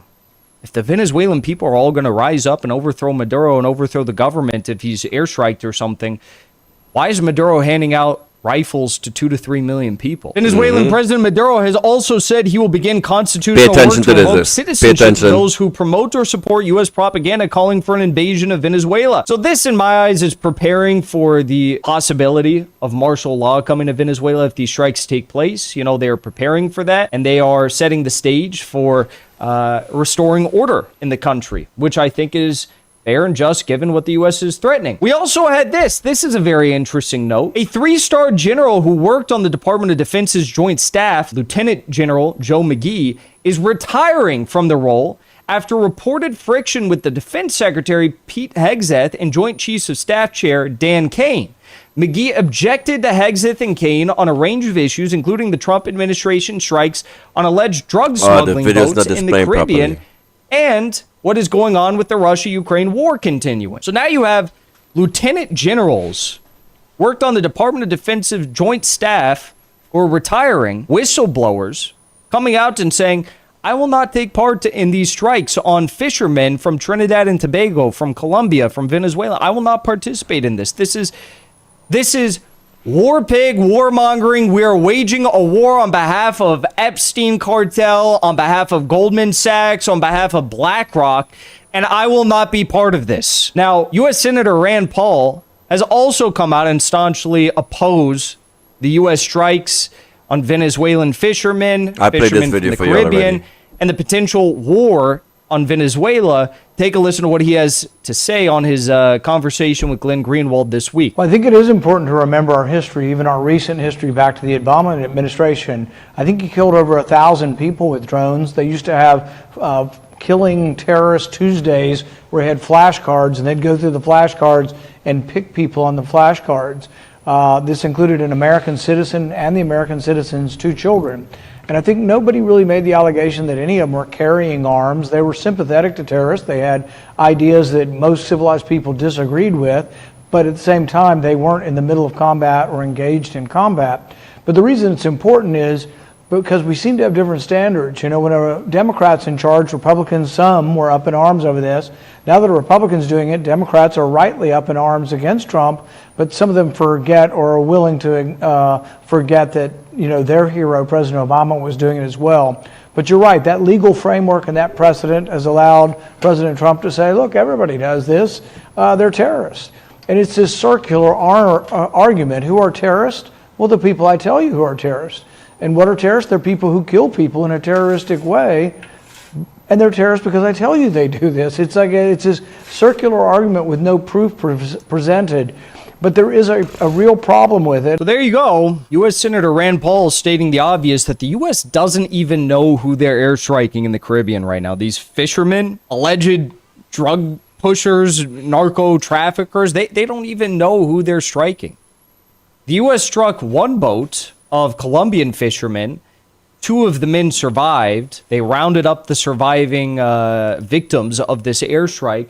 The U.S. realized that they're just fishermen, couldn't prosecute them over anything, so they repatriated them to Colombia. Now, the funniest part, funny is maybe not the right word, the scariest part of all of this is that the U.S. government, the neocons, Lindsey Graham, Marco Rubio, they're coming out and saying, well, not only is Maduro Hamas, Iran, not only did he steal the 2020 election, not only is he a narco-terrorist, not only is he a dictator, not only is he a fraudulent leader, also Maduro, he is basically Al-Qaeda. Now that's an interesting point. They're saying that Maduro is Al-Qaeda. Maybe the U.S. should rethink this because the U.S. backed Al-Qaeda to take over Syria. They're about to welcome the former Al-Qaeda leader in Iraq and Syria to the White House this week. David Petraeus sat down with him a few weeks ago in New York, and the U.S. is actively backing Boko Haram, JNIM, Al-Qaeda affiliates all across Africa. I think that they might be lying about Maduro being Al-Qaeda because if that was true, the U.S. would be supporting him. That's right. Extensively, and arming him. And giving diplomatic cover to him. I think he's not Al-Qaeda. I think they maybe missed the mark on that one. But otherwise, I guess they can stick to their propaganda because that falls in line with their ideology and their propaganda and their claims. All right, guys. So that's Jackson Hinkle. Give him a follow over on X and YouTube. He's an independent reporter, leader of the American Communist Party, and a hell of an entertaining person to listen to. I really wanted to show you that video with the with Antigua doing the 10%, talking about the 10% and discussing that 10% stuff, but I can't. I don't have enough knowledge in my head to actually explain it to you without a script, and I can't find a video. So I think that's it. What, unless you want to go see what's in the news right now. Ooh, thousands of Russian troops arrive in Venezuela and Trump says there will be no war. So Russia's in Venezuela. Whoop-de-doo.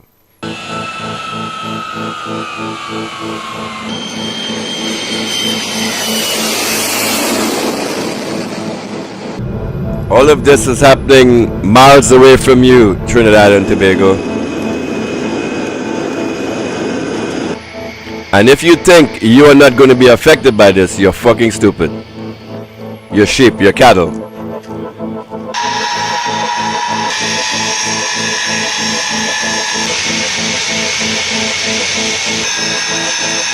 You're seeing pieces being moved along on the chessboard.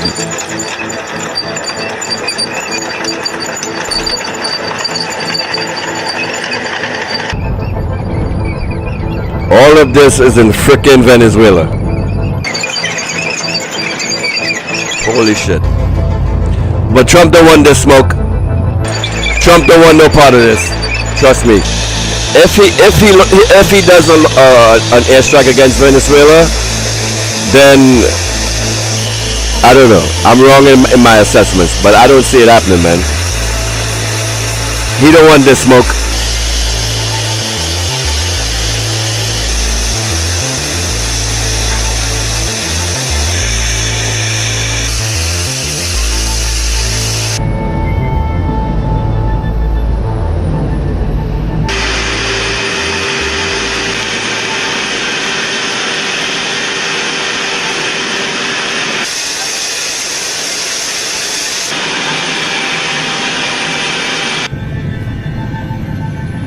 What the ass? This is Wagner. Oh my god, if Wagner is in frickin' Venezuela, you guys are so fucking screwed. And you know what I think? No, there's not going to be no attack on Venezuela. This is too much shit for Trump. Trump doesn't want to start his own war. And if he does start an attack in Venezuela, Trinidad will have to be used as a staging point, like Ukraine against Russia. So that is going to be leading to the destruction of Trinidad. The Wagner group don't fuck around. These guys are seasoned veterans. I've seen their freaking videos. I've seen the videos. I've seen the stuff they do with the drones, and now these guys are masters in drone tech. Like right now on the battlefield, the current drone technology they use is fiber optics, because the radio control drones are vulnerable, and Russia has figured out a way. Instead of attacking the drones in the sky, they will go after the transmitter, the actual signal that's transmitting the drone, which is usually the drone operator. It's the guy with a freaking joystick and a visor over his head. And Russia has perfected the art of drone hunting. The United States came to Trinidad to train our troops in their old, outdated technology. So you have Wagner. These dudes is freaking Wagner. You have them now. What do you think is going to happen in Trinidad? So, if we now in a military standpoint, we're now at war. We have to start thinking strategically. Trinidad will eventually have to become a staging point if the United States has to launch a successful attack on Venezuela, because they cannot do it from the water. And doing it from, they wouldn't do it, and I've heard videos of people saying this, that they could actually launch missiles from the United States. Yes, they can. But once you do that, that opens that territory that launched the missiles for a retaliatory strike. So if you launch, if the United States launches a aircraft from Puerto Rico, and Puerto Rico, that aircraft goes and it strikes Venezuela, Venezuela has the right to go back and strike Puerto Rico. That's just the rules of war. So the US would not be launching any attacks from their land. They would rather do it from Trinidad, because like I said, Trinidad is right next door.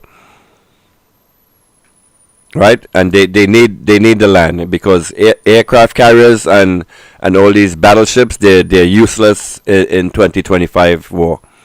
They used to be a power. They used to be a symbol of power 20 years ago, but in the age of drone warfare and hypersonic missiles and Oreshniks and all of this shit, those anything in the water is a target. So that is why they strategically have to go on land. And so now Trinidad and Tobago becomes like we're in between a tug of war. The United States would want that soil. Venezuela will want to protect themselves against Trinidad being used as a launch point. So they will have to come into Trinidad.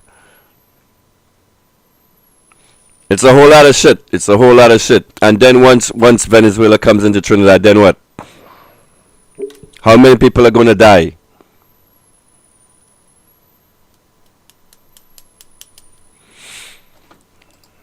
These guys is no fucking joke.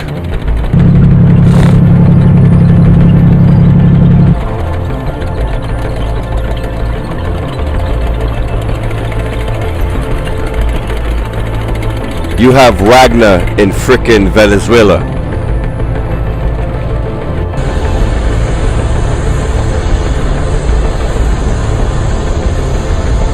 I'm seeing this video for the first time with you guys, and I'm commenting live.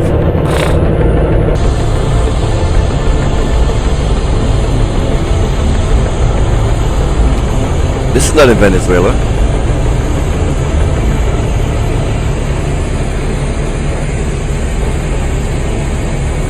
This is not Venezuela. This is Russia, I think. All of this footage. They're preparing to send stuff to Venezuela.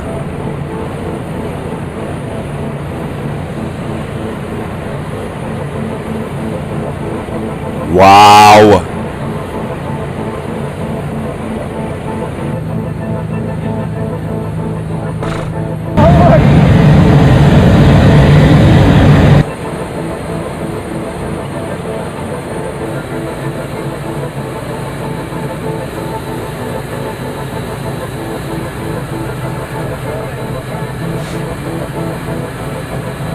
This is kind of boring, this video, even though it's interesting seeing these tanks. Let me fast forward this. fracasó un avión de guerra.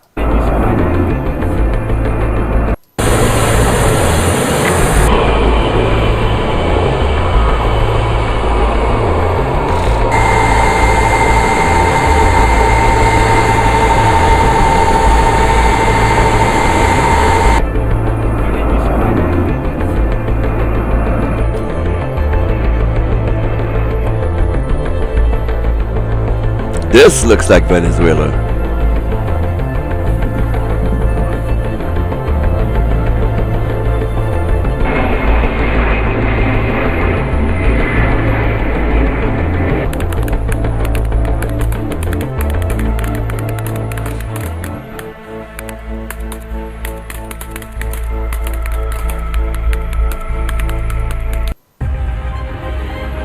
Alright, I think this is another guy's podcast.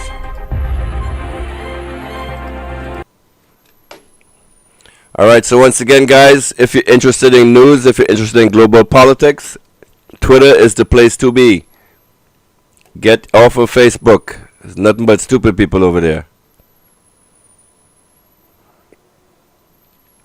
Breaking. Burkina Faso expressed solidarity with Venezuela. Foreign powers are incorrect to believe they can dictate to sovereign peoples. This is... I'm so glad they have this picture up. There is no way, and I said this before, there's no way you can love Ibrahim Traore and hate Nicolas Maduro. They are one in the same. They are fighting the same battles against the same imperialist forces. So you can be talking, you can be a UNC supporter and love this guy on the left and hate this guy on the right.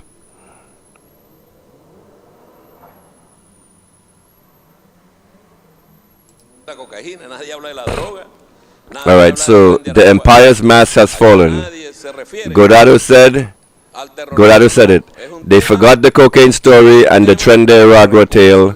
Now they only talk about how to seize Venezuelan oil. Wake up, people! And you still have the media in Trinidad and Tobago talking about drug war.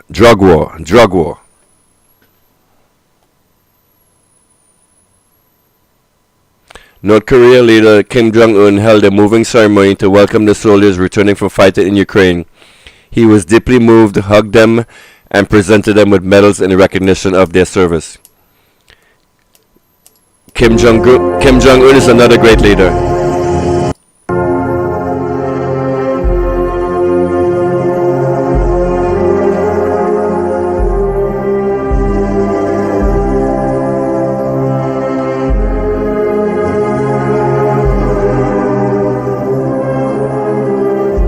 Oh man, this is wow.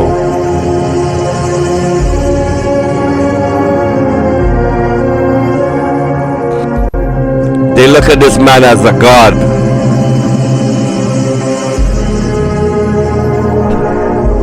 His people look at him as a god. How beautiful. Give that a like. Yeah. Have you guys been following that story about Charlie Kirk? The government has been given 30 days to disclose what it knows about United States military strikes in the Caribbean, including whether Trinidad and Tobago nationals were killed in one of the operations following the issuance of a Freedom of Information Act request. This is the new Venezuelan video. I played this for you guys already. Breaking news, more weapons are coming for Venezuela. Super powerful weapons with greater range to target any country that wants to mess up our party. The dance and steal our oil in cahoots with stupid. I think you know who they're talking about here. Trini's in New York today going and tell everybody they helped Zoran win the elections. They go be calling people back home and all to tell them. Actually, when I was live on Labor Day, I actually shook Zoran Mandami's hand. I caught that on video.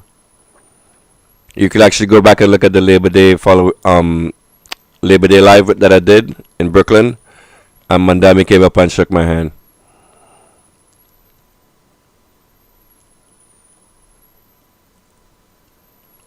Gaddafi, another great leader. So all of these leaders that they tell you that are demons, that are dictators, that are tyrants or whatever, they're actually the total opposite. And one of these days, I'm actually I'm gonna make this announcement right now. Everything you know about North Korea is a lie. Everything. And I'll show you that in the future. Here's what it. Can I show this on YouTube?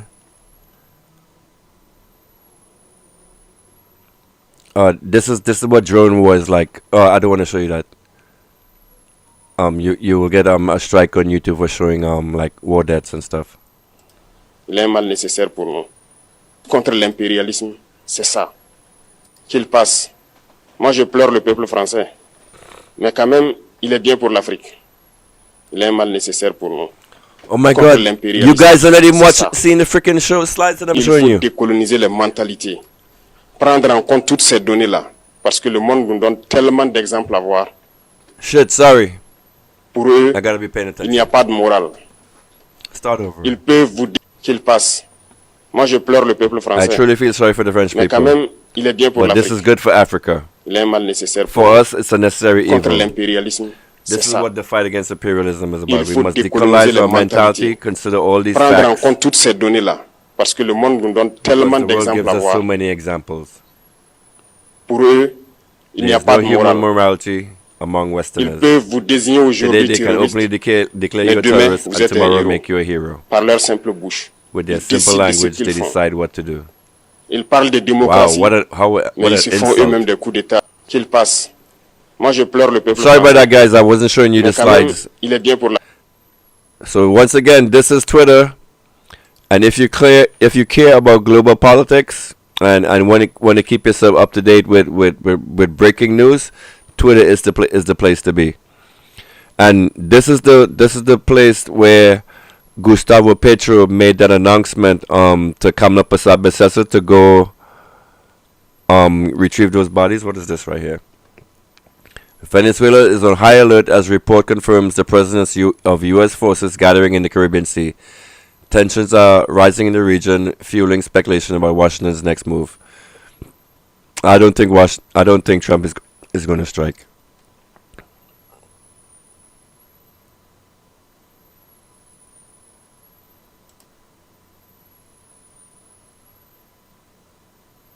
Another blue wave of euphoria before the incoming betrayal.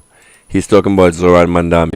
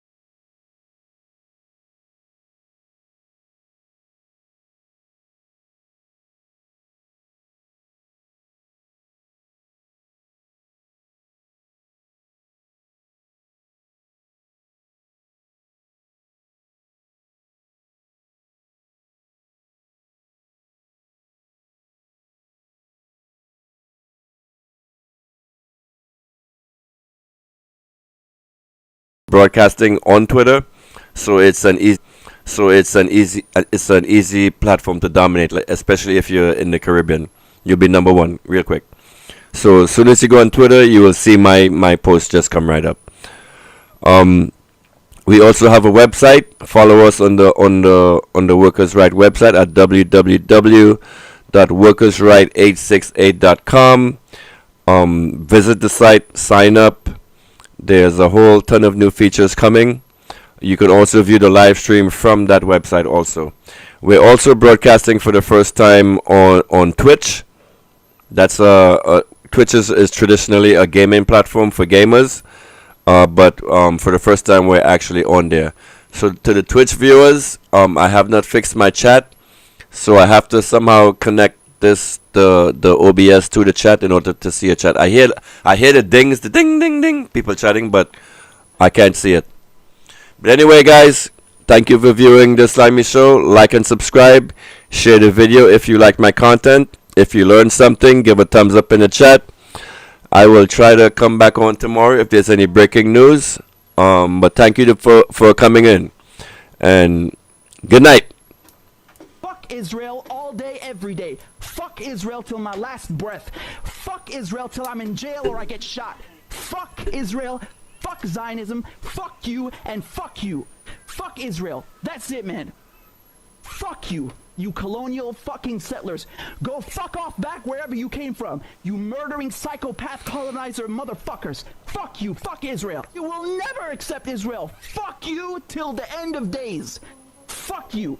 I have a platform and I'm gonna yell it as loud as possible. Fuck Israel. Fuck you.